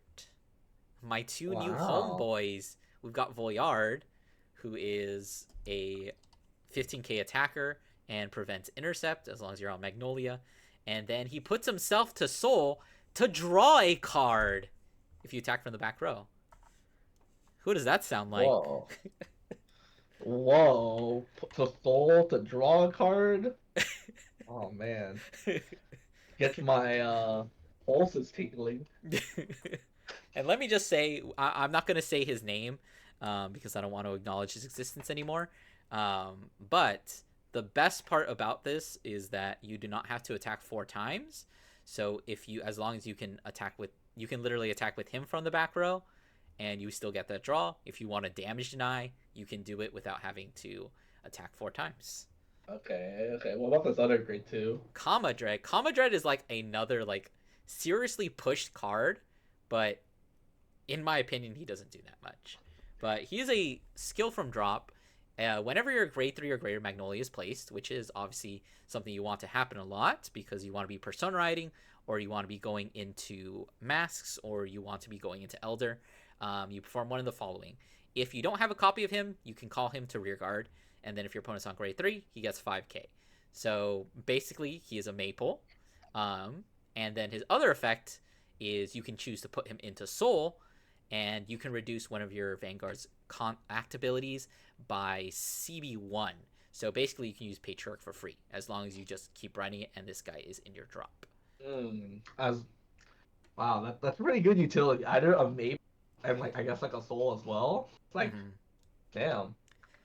This And is probably one of your one-ofs. yeah, I'm playing one of this card. I'm honestly considering cutting it because, I mean, like the biggest issue I have with Elder is that it uses a lot of soul and doesn't have a lot of good ways to get it back. This card kind of fixes it, but I don't think like him only be doing that is like kind of cringe. Like, yeah, sometimes you call him out if you're like get your board retired and you need to just like quickly rebuild a board. So it's pretty solid in that sense. I mean, like if you're riding Elder, you're already getting a free body from Soul. So just like getting another one is sometimes useful. The funny thing about this card, I recently learned, is he does not say, unlike Goildo, during the ride phase. So theoretically, if you use Friendship Fairy, you can put another copy of him into Soul, or the same copy. Or if you go into Masks, you can Soul Blast him out, go into Masks, and put him back into Soul. I guess it's funny. Is that a good play? I don't know. Well, in my current mask build, that's part of the reason why I call it combo soup, because like you can call back something, search a Magnolia, and then use the cycle card. The last tripwire we looked at, that costs 2 soul theoretically. So literally being able to just like get more soul, is just kind of funny. Like you can literally just get infinite soul. Okay, yeah, it's kind of funny, but like, is it good? I think so because like, well, my current build uses like a fuck ton of soul, so that's why it's good. But Okay, yeah, but outside of like, that, you're the Magnolia guy, so yeah. of course. Like, Okay. I don't know if it's a good Alright. combo, but it is a combo. It sure is combo Uh, soup. is there anything else that Magnolia got? Haha! Now that you mention it, they got another grade 3. I think this card is ass. People say it's good, but I think it is ass. Um, What does this do? It if you're gets on intercept Magnolia, and it gets Intercept and 5k shield. okay, so that doesn't help early, and then back row rear on attack, gets 10k, Yes. so it's 23 So it's not I, non-shield, technically. technically, yeah. It I mean, technically like, just I becomes mean, a like grade 2. early. Yeah. I mean, like early game. Um, this I think only has a home in Pure Patriarch, and I don't even know if you play it in that because the problem with Patriarch is that unlike Elder, it doesn't hit over defensives. A lot of your attacks are hitting for like 15 or 20 or like 25 or 20, so that like even if they attack, it's like okay, and they get a defensive, it's like oh 5k shield. This card fixes that because it's almost always going to be getting another 5k, so it hits for 28 most of the time, which is a good solid number. Like no matter what state of the game you're in, and if you give Persona Ride power to it too, 38, another solid number. That's 2 triggers to guard. But like outside of that, it's forbid all target, I guess. I guess so. But yeah, not much to say about this guy. Cool in concept. It's nice that we got an actual card that's good. Are you considerable? It's good that we got a card that is for consideration, but it's not that good. Veleno. Valeno. Technically, its Rip first card is Veleno. generic. Yeah, So but rip Veleno yeah. with the upcoming errata hits. Oh no. Rip Valena WinCon. Anyways, I guess I'll go over this. So, this other one, Arigiriga Gias, Argiriga Gias, Gaga Gigo. But anyways, so when it is placed on rear from hand, it is a Stoicheia card, obviously, except during the battle phase. And again, Stoicheia clause. Counterblast 1, choose a card with a different card name from this unit from drop. Call it to rear guard if it is the same grade as your Vanguard or less, or put it into your hand if it is a Blitz order. And then if you happen to be on a grade 3 or greater insect, right now that only means Strelaja or the Veleno, Lascaria, you can pay instead with EB2 and Soul Blast 1. Wow. So it is technically a generic effect, but outside of that, it is mostly for Veleno because it does get 5k as long as you're on a grade 3 Vanguard. Theoretically, also usable in Strelaja, although like I think you have better attackers. And then the other effect is just that when your grade 3 Vanguard with Lascaria attacks, CB1 stand it. Your opponent's grade 3 gets another 5k. So 20k on the restand. Okay, so it's just the Valeno card It then. is, yeah, it's just the Valeno card. All right. Okay. I don't necessarily think there's much more to say, but like that first effect by itself is like, usable on its own. So Mm-hmm. just because of that, I would probably just keep an eye out on this card in Yeah. general. But Pick up your copies now. I see like, like oh, like if you have a grade 3 or greater like insect vanguard, right? You can pay for the additional cost. I'm like, okay, yeah, that's cool and all, but I kind of want to get that value. But then again, I look at a card like High Five. People were playing that outside of Mm-hmm. like, Divine Sisters. Yeah. Or not Divine Sisters, what? Divine Skills. Yeah. Yeah, Divine Skills. Yeah. And honestly, I think like CB1 to just like call something back is generically just a pretty good effect, especially since it's on a body, and like most revival tends to be like attached to, or generic revival tends to be attached to like order cards. Hmm. Okay. And they have like another card. This rare. What's this do? On play, Soul Charge 1, and then Mandatory on soul boost, charge. and on boost. Boost a grade 3 Valeno, specifically Energy Charge 1. Yeah. So you're probably putting this behind the Vanguard. Makes it a 31k column because she gives all Velenos 5k. Although theoretically you could use this to boost one of the Restanders. The Restanders are also grade 3. Hmm. But is like additional soul and like additional energy like that necessary? Soul is to an extent because you have a grade 2 that says Soul Blast 2 in order to revive something. I'm trying to think if there's anything else that you really uses Soul in the deck. I can't think of anything right now. There's like the Sweet Honey Garden if you're playing that, but it's mostly just that one grade 2. But to that point, the deck doesn't really make any Soul advantage. Like you're literally only getting soul in that deck from Persona Riding. Oh, all So right. yeah, it's helpful in that sense. The energy charges, I've heard Mei Changu on Twitter also likes Veleno, and he's been saying that the energy charge too is like sometimes necessary. In Veleno, pretty much all your energy goes to the sickle, the blitz order that lets you play multiple, and then you really don't have energy for anything else. So energy charge 1, I guess, is nice. Like it helps you make sure you have enough energy, but like the fact that you're really only using energy on one thing is like kind of, I don't know. I'm sure it comes up, but like it's really hard to just like evaluate it as a card on its own, I think. Okay. Okay. All right, let's see what else that Storkea has. Argo Sirens. Oh my gosh. I don't even know these cards. I technically built Argo Sirens, but I built it in a silly way. So I guess I know a little bit. See this double rare. When the Tear Dragon or Mermaid restands, if you have grade 3 or greater Argo Siren, put this unit on the bottom deck, draw a card, choose one of your units, gets plus 5k. I think this card is okay. But unfortunately, I don't think, at least in my builds, I think like this is also true for like regular Argo Sirens, but their biggest flaw is that they don't really make any advantage, and they don't really have any way of recurring rear guards. Like the only way, like all of Argo Siren's advantage tends to be like 1-for-1s. Like you play an order from your hand and then you get a free unit off of it. There's like exactly one card that says draw a card, and it's an on place on a grade 3 body that also retires itself. So extra 5k is like okay, and you're technically not negging with this because like you're drawing a card, but I don't know, man.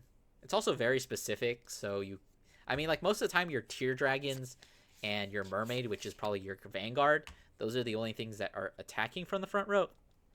So like it's pretty easy to proc the skill, but it also means you can't play silly stuff in Argo Sirens like I was doing. Okay, well then, have you considered the fact that you would have to play Argo Siren? Oh, so true. Although Argo Sirens randomly can fuck people up. I don't know. I guess that's fair. I got fucked up by a Argo Siren player, but it wasn't so much Argo Sirens as it was him flipping exactly OT at the exact right point. Well, we know what the problem was in that scenario. True. And then this other card is if you have grade 3 or greater Argo Siren, Intercept from back row, and if you have a bind zone with tiding in your bind zone, gets 5k shield. I guess so. It's I mean, 5k okay. shield. It's Better than the 5k other shield. cards this set. I kind of expected it to be 13k booster, but sure. Yeah, it's like okay, but like I said, Argo Signs don't really make too much advantage. The name is nice because the archetype is a little bit xenophobic, not like super xenophobic, but just a little bit. So it's another hit off of your order. But aside from that, you are calling this card to be an 8k booster and an emergency panic button of 10k shield, which is not great since, like I said, you don't really make advantage in the deck. Oh, okay. Let's see what else is next. Whoa, Flagberg! We can just skip over this. You don't want to talk about our boy Flagberg? I forgot Flagger was a thing until this very. Do you? Okay, I what does can't this believe do? you forgot the night we spent at Table Salt playing Zorga into Flagberg. Did that mean nothing to you? Oh boy, I'm not gonna answer that. um, let's just go this as quickly as possible. This is a grade 2 that gets boost if you're on Flagberg. Also, you can EB3 in order to revive something. Also, only when you're on Flagberg. Also, the revive only works on tier dragons. We know which one that is, and it gets my pulses tingled. No, you're not playing that card. You're cutting that card. Good, good. And this other Uh, one gives all your grade 3 tier dragons intercept and 5k shield. I guess. This would be solid if you didn't. Because technically, Flagberg has a lot of grade 3 tier dragons that have no shield, so it's theoretically viable, especially the last tier dragon they got. But you're still playing Flagberg, which is a set 3 card. And I think that's all we need to say about this. Yeah, that's all. That's all we really need to say. Now we get into some generics. Now this card I think is really cool. Gets 5k if you have 10 or more cards. So Philander, but it only gets 5k. But at the end of the battle attacks, you can retire it to scry the top 3. Choose any number of cards, discard them. If you didn't discard all 3, you shuffle your deck.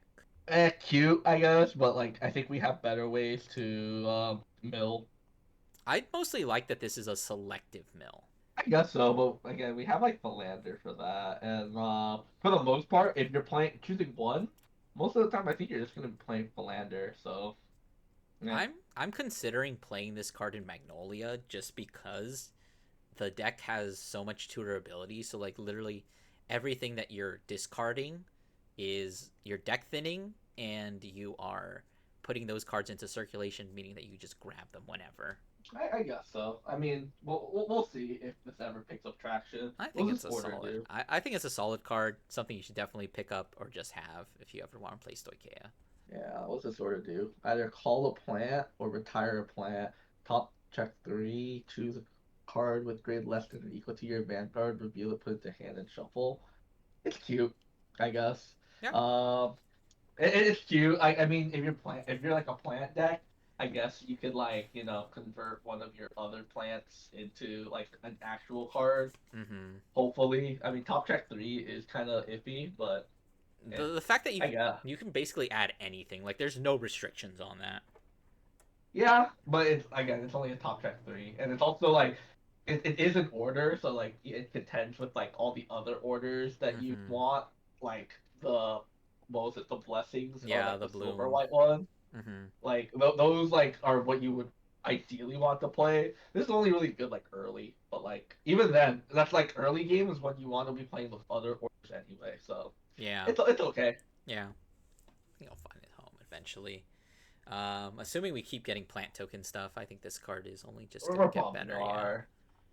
All yeah. right, let's see what else. That is all the Stoicheia because the last commons are reprints of the Magnolia Ride line. So instead we I get to got. Lyrical, the last nation. Oh boy, I kind of forgot Lyricals in the set also. It's okay.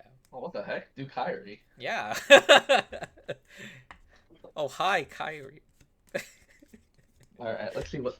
Alright, if your opponent's Vanguard is grade 3 or greater, all your place this turn gets plus 5k. Okay. I do like how it is only locked into, what was it? Or not necessarily locked, but like if you go first, it isn't as like overbearing. But like Hmm. if you go second, you get that little extra benefit, which is nice. I like that. Yeah. On attack, choose up to 2 rear guard, return to hand. CB1, choose up to 2 cards from hand, call them to open rear, and then if your opponent's rear. Okay, so then essentially, if you're on opponent's grade 3, you call back the things you called, and then at end of turn, choose one of your rear guards, return it. If you persona wrote this turn, choose up to 2. Isn't this like grade 4? Yeah, this is basically effectively what Grade 4 does, except it has CB in order to do the multi attack. And then it has that other skill, which the Grade 4 doesn't have. Outside of like a specific rigor that technically does also do that. This seems strong, like especially like in the context of like Lyrical Cup, because I think you can expect a lot of people at the moment to play Artisaria. I mean, Hmm. Lichafel is really up there as well, but like Artisaria is probably one of the other popular ones because a lot of people bought the deck. She's just a popular unit in general, Hmm. and you being able to like bounce your front row if you Persona Road is pretty good. Like I mean. Even if you don't have to Persona Road, because like you can just bounce one with like a Yuika and then like bounce the other one with this, so your front row won't get locked. So Yeah. like this is just like a naturally like good like card. I mean, people were already like considering it for like grade 4 Kyrie anyway. Hmm. So like the fact that we get this type of card is also pretty good. In terms of like the meta, The I mean actual meta. I mean like it's again it's just multi attack. It's like it's just 5 attacks. Especially on like grade 3 on your first grade 3 turn. Like Hmm. yeah, they're not like as but it's still 5 attacks. Hmm. Yeah. So like, and like it clearing the board, like the only other like interaction I can see with that is like Bob Saga just gets a draw and instead of like retiring your cards, which is like an iffy trade off. Like sometimes like you Yeah. could like You you, always just you don't prefer to want to have make them it. retire. I mean, I guess you could just like bounce like one of your back row rear guards anyway. Hmm. So there's that option as well. But overall, this seems like a just a pretty solid card. Also, it's a mermaid, so works with the rod line thing. Yeah. All right, what was this other like triple rare? Oh, it's for Kyrie. Yeah, it is for Kyra. That's why she's here. Oh, oh, Lamau. Okay, on play. Choose. Oh, it's just generic. Yeah. Mermaid. Well, at least the first part. CB1. Look at top 7 cards of your deck. Choose up to one Mermaid normal unit without Sentinel, or up to one Prism Pearl and Twinkle Powder from among them, and add to hand. Isn't that like? I think that's like an order from like the previous set. I mean, Yeah, it I is. I I feel like you're definitely not really should gonna have play put it that. into the little corner just to reference it, but I forgot. It's okay. I I'll don't put think it you're in probably playing post. that.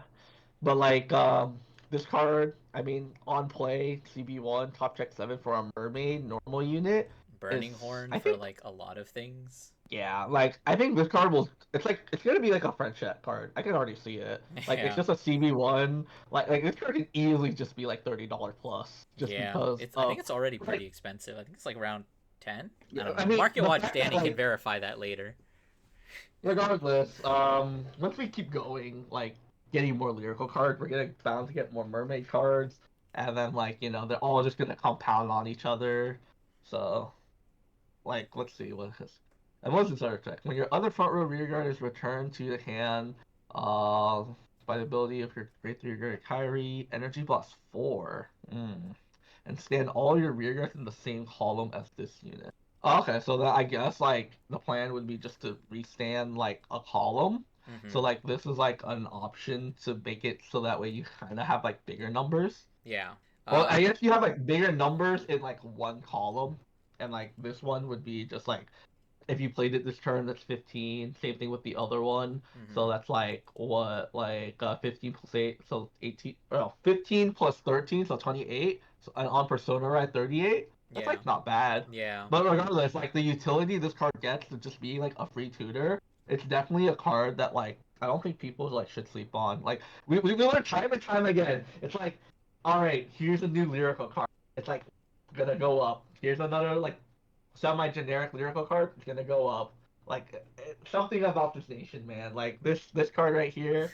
I think there's like another like triple rare that's like pretty good. Well, last thing I want to say on this is I think grade 4 Kyrie has an effect to do something similar where it restands all the rear guards in the column.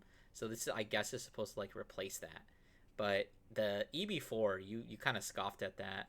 I also think that's kind of a little too high, maybe. It just makes things awkward, I think, honestly. Damn. Okay. Well, regardless, let's see what else is next. This is another Kyrie card. When it's on play on rear, if you have a grade 3 or greater Vanguard with Kyrie, choose a unit card asterisk and discarding from draw put to soul. So you can put itself or like the triggers. Do the triggers have estimates? I think they might. Then your turn if you have a Vanguard. I don't know about this. 2K. Because it's like 10K. I guess when you call it becomes 15, but yeah, but like it's like you want to put asterisk, so I guess you could put like Persona Ride, but like what does that really do? It's literally just a soul, and that's it. Yeah, and the deck isn't I like inherently using that much soul right now, anyway. Yeah, I don't know. This card seems like not that great to me. I mean, I might be missing context, but regardless, I don't think you are. I'm pretty sure there's another card that already does that same first effect. Other triple rare for Artisaria. Oh, this is the one that everyone's been waiting for. When it's placed on rear, you can reveal an Artisaria. Or if you're on grade 3, you EB2, call Shadow Army token, and that unit can't attack. So the Shadow Army can't attack. Yeah, so pretty much it becomes a 25 column, or if you can just call it to like, it's just a 15k booster. But regardless, this being able to call a Shadow Army token like early is pretty good because like it's like your early game is already pretty decent because like you're already playing Yuika, you already have like your Artisaria grade 1, you were already playing like Frenchettes. And the Pride Cyclers are also pretty solid in the early game. Like that too. So like this starting like out like a Shadow Army in particular is like really good because like those hit pretty hard. Like, again, like 25, right? Mm-hmm. So like 25 into a like grade 1, like you're not 20K you're taking that. Yeah. You're taking that. Same thing on like grade 2. Like you're just taking that usually. Mm-hmm. And then but the other skill, that's like the one that everyone's been waiting for, which is put on Guardian Circle. If you're on grade 3 or greater Artisaria, retire 1 or more or up to 2 for Shadow Armies, you get 10k. This is so good for the deck because you kind of just flood with Shadow Army tokens anyway, and it comes to a point where like you stop calling cards. That's why people play like Yuika and Friendset to like bounce the cards back because you're just gonna call a Shadow Army token anyway. Mm-hmm. That's why Artisaria's hands always seem so full because they're not calling anything out. They have like these Shadow Army. Well, this also gives you something to do with those Shadow Army tokens. And not only that, this card also kind of fuels itself as well, because EB2 call the Shadow Army token, swing for like 25, and then on the next turn, or on opponent's turn, you can retire that same one and 15k. So overall, like, this is just like a kind of excellent card. Like, it doesn't even have to intercept. That's like the thing too, right? Like, once you're in that game plan of like, I've already filled my board with Shadow tokens, I can play this card down as like a big shield, retire my Shadow Army token, most likely like the front row one, or I guess either one, because you can just move them up and forth because they're the same card. But like you can just retire like one each column, and then you're free to play the rest of like your generic like lyrical cards. So you can play your Frenchettes again. You can play out like I don't know like you can play the grade 1, I guess. I think it's like Reverbia. Like this card does a lot for the deck, and like it gives it like very good defenses as well. Like in an already like tanky, like just a solid card. Yeah.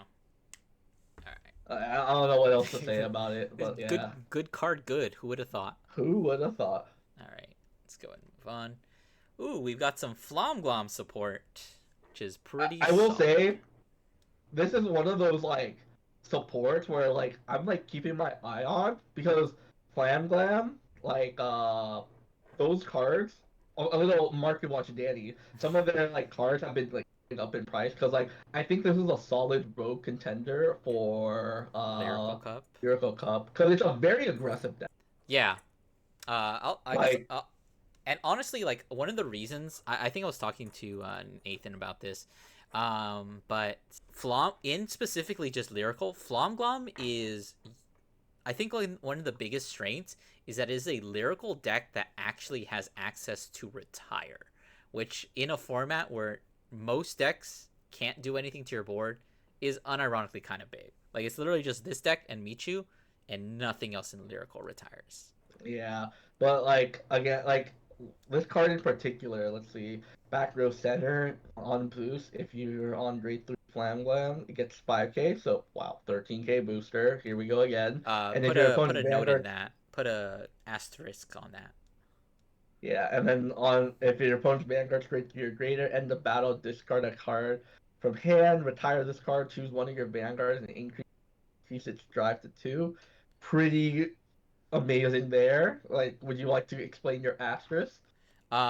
So the last card that Flomgom, the actual Flomgom in archetype card we got, lets you set the base power of all of your Flomgoms to 13. Meaning that this card is not a 13k booster. This card becomes an 18k booster. Wow. Yeah, but honestly, just like giving it that extra drive is pretty powerful. Just like, cause like your second swing, your grade 0 gets pretty swole, but like having one drive is like, I don't know, it's just less threatening because it's easy to just like, oh, I'll just two pass this and then it's OT to break. But the fact that you're getting that extra drive just adds that extra incentive for them to actually like commit the PG for the second Vanguard swing or to like no pass it. Yeah. And what's this other? I think you play this other rare Yeah, too. I think so If you too. have a grade 3 or greater Vanguard, retire, choose a normal unit with Flamblem, and drop rear. So it's just revival too. Yeah, and it gives it 5k. Which, Okay, like this card's just solid. yeah, the other way you fix lyrical decks is you give them the ability to revive. Like literally, they gave that to Clarissa, they gave that to Herminia and Fortia, and they gave that to like another lyrical deck that I'm not thinking of right now, but I'm sure they did. But Oh, yeah, honestly, just but like being able to. This card is effectively another Flomglom name because it literally just trades itself for a Flomglom. The one issue the deck kind of sometimes have is getting the 2 extra names that you need in order to actually do anything. Most of the time you can always get one because your Vanguard just searches one. Um, but being able to just like recur anything from the drop, just because even though the whole gimmick of the deck is like retiring them, putting them back into the deck, it's just not consistent or fast enough to like do it in a timely way. So like most of the time your drop zone ends up clogged with them anyway. So this card lets you, instead of using them as fuel for like some of your other effects, it lets you just get them back. Like instead of putting them back to deck and then searching them back out, it's just okay, let me just grab it from drop anyway. damn. Again, like I said, this is just kind of like a solid. Like if you don't have access to like Leisha Fell, Kyrie, or like Artasaria, like those like 3 like main decks on people's minds, then like I think Flam G is like a good like option as well. I mean, other people are considering that as well. So Yeah, I'm considering it. This is a deck I'm probably going to be playing in any lyrical cup I go to. all right, okay. What else got support? Nothing. We are on generics. Oh, okay. Oh, there's a generic. Back row rear, when your grade 3 or greater Vanguard attacks from back row center column, all your units in the center column get 5k. So what? This is like Sharma. This is like Sharmart doesn't attack with a grade 3 from the back row. oh, it's grade 3. Oh, Yeah, specifically. yeah. So this is What? for Pacifica. Theoretically, you can use this in Kyoka as well because if you put a grade 3 Kyoka behind the Vanguard, it can attack. Um, I don't think Oh, anything okay. else can do that. Well, that's niche. At the end of the battle, this unit boosted. If your grade 3 or greater unit attacked 2 or more times in total this turn, Energy Blast 2 and put this unit on bottom of deck, choose a grade 3 or greater with a different card name from Vanguard from drop and put into hand. That Huh. is technically generic, I guess, but whoa, Lilith support. Hold up. Well, I think this is just dress up in general, too, for the next Yeah, one. this one is. Wow. what was it? During your turn, if your Vanguard has dress up, just plus 5k. At the end of the battle, it attack, retire, looks top 7, choose up to one with the dress up. Okay, so this essentially searches your persona, right? Then, I Yeah. guess. Or if you're one of the weird decks that doesn't start on the dress up ability, it lets you just search out the other copy. Yeah. But okay card. Problem is like no dress up decks are really good right now. Well, this is probably like the closest that's like scratching playability. But even in that deck, I don't think you have room for this because you have better things most of the time. Okay. Yeah, All right. Are there any other generics? yeah, we have two more. I think. I think these are the last two. Okay. This other one is interesting. This grade 2. When it attacks, if your unit was returned from the hand by the ability of your grade 3 Vanguard, you put a grade 2 or less card from your hand to soul to draw a card, and then it gets another 10k. Hmm. That is interesting. I can see this like kind of niche like scenario where like if you might not have like a different card, like a better card, I would say. But like, I don't know. Like, I'm trying to think of like an application for this one, but like, there's not really any specific application. It's just, generically good, which I Mm-hmm. think is like fine. I mean, obviously, the condition of your unit having to be returned to hand By by your a Vanguard, Vanguard of yeah. the. So like, obviously, like you're probably just thinking of Kyrie, right? But it's kind Lillifa? well, yeah, but like, this is in the same set, right? Kind of, yeah. So like you're still thinking about like Kyrie in that regard, but it's interesting. I will say like drawing a card and then plus 10k is strong, though you do kind of lose a card in hand for that, so Mm-hmm. it's not as strong as like say something like a Strega, but Mm-hmm. okay. And then what Yeah, this I think it would order? be as last note. I think it would be a lot better. Like this would be more playable in Lillifa if it didn't say grade 2 or less, because like if you could play this in Lillifa and slide in your non-shield grade 3s and just draw another card, it would be like infinitely better. Because in this deck in Lillifa, that deck specifically, she becomes a 20k booster or attacker because they all get boost. Huh. Okay. And this grade 3, choose one of your rear guards against one of your is placed on a battle. This unit gets plus 5k until end of battle. So it's an auto, so that triggers each time. Yeah, So I guess like it's like if you want to make one big because like you don't want to bounce the thing that you target this one with then. yeah. So like at that point, it's kind of like you want to most likely do like a booster then because Mm-hmm. because most of the time when you're bouncing, at least in the context of Kyrie, you're bouncing like your front row so you can do multi attacks. So you don't want to target those. So you I mean, want to target your you could throw this booster. on the restander. Remember the one that restands the entire column? I guess that works too. Yeah, there's also the restander because like you want to get the most out of this then, right? Because it's Mm-hmm. like then you just want to give it to the restander, but like Kyrie's on attack, so you don't double benefit. You don't benefit from the first attack. So Yeah. so I guess it's like okay, Mm-hmm. Another card but you could like use in Lillifa. okay, sure. Well, we'll just shove All everything I'm in saying, Lilith. Lillifa bounces 3 cards and calls two to the same column. I think. I guess so. All right. Although there is another way you can theoretically call 3 cards from your hand during the battle phase, but there isn't really a good rear guard to put it on. Is the problem? Okay. And is there any other more generics? Yes. Oh my god. Okay. It's okay. These ones are easy. Lyrical. When your unit is placed on rear in the same column as the battle phase, each 3 standless unit. I guess so. Like, It's it's okay, This is like the but budget if you don't have enough money to buy triple rares. yeah. When this unit's put on Guardian Circle, if a card was put in your damage zone this turn, soul boss 10k shield. Why would you play this? I mean, it's a unit, but Blitz Order, where it's The like if 30k you shield blitz damage. order. Yeah, so I think you'd rather just play that. Yeah. More generic. When your Okay. opponent's rearguard stand during their battle phase, CB1 and Soul Blast will that unit gets minus 5k until end of turn. That's cute, but I don't think minus 5k is gonna matter that much. Mm-hmm. So Yeah. it's realistically not gonna change anything, It's especially for interesting, that steep of but a cost.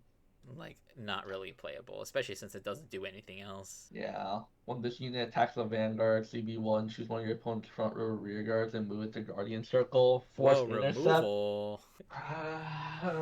You If have you're better if you're things to so do it. down bad for front row removal that you are willing to play a grade 3 that uses counterblast for a nation that has 0 generic counter charge, be my guest. Be my guest, indeed. And then I think nope. Oh my god. What is this? On hit, Soul Blast 1, choose one of your units plus 10k. Dog shit. Next. Drop. When a card is put into order zone other than during the battle phase, if you don't have a unit with the same card name, EB4, call it to rear. Oh my god. Next. Okay, we're finally done. We just have the 2 cycle cards for this set. These ones are the one placed from hand. If you're on grade 3, you choose a normal unit without Sentinel, put it to the bottom deck, and they get 2k until end of turn. I think these cards are probably not worth playing. I mean, they help you prevent deck out, but at what cost? You are playing a card that you need to draw into, and that is all they do. They are 10k boosters. I guess Then they not power even the creep. courtesy of 13k boosters. I know. What do you Not think even, about these cycle cards? I mean, they're common cycles, so really use it. And then yeah, it bot decks a card to get themselves 2k. So the 2k is irrelevant. The bot decking is what really matters, quote unquote, really matters. Yeah. Like if you're like for the most part, I don't think there's any deck that would really benefit from bot decking something to get it back into the deck. Yeah. Like you're not so down bad for it to need this to also be locked on grade 3, by the way, Yeah. and core.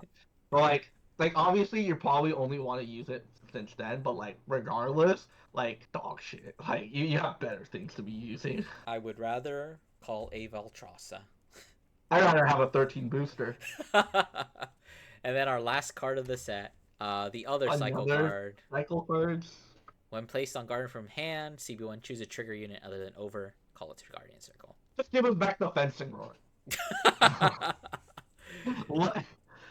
I'm not wasting a CB to get a trigger that's most likely gonna be a 20k shield or 25. No. I think the most interesting thing you can do with this card is play it in premium and use it to call back a draw PG. I guess so.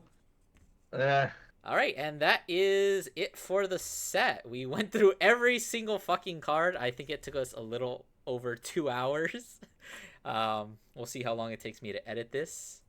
But thank you, Market Watch Danny, for joining me on this wonderful adventure. Man, sometimes I forget how much generic dog shit there is in the deck. Or not in the set. I'm okay, obviously, whoa, Blankmeyer, whoa, the new Kyrie. But then you just read some of these cards and it's just oh, this sounds like a niche, quote unquote, but it's you're making up a niche for that doesn't exist and that's not needed. So it's I guess so. I mean, if they wanted to try to maybe benefit sneaks in a way, but That, yeah, you could say that, except for the fact that most of them are generically specific to 1 to 2 decks that are not even in the set. Anything else you want to say about this then? How much do you think the set impacts the meta? In terms of actual meta, right now, it's mainly gonna be Blankmeyer. Realistically, what you will see at a BSF, maybe top table, you'll see Blankmeyer. You'll see Artisaria at Lyrical Cups, and people also bring in that because it's a popular deck. You'll probably see a handful of Magnolia. I don't think Magnolia is as popular as those other decks, but there will be people that play that. Kyrie is probably also gonna see play at least in Lyrical. I'm not too sure about out in the wild, just because we don't really see grade 4 Kyrie also. I mean, you may see an increase in that because of people practicing lyrical. But for the most Mm-hmm. part, it's really just like Blangmeyer, the lyrical stuff, and like that's kind of about it. Everything else is like you'll see it here and there. Yeah, I would definitely agree.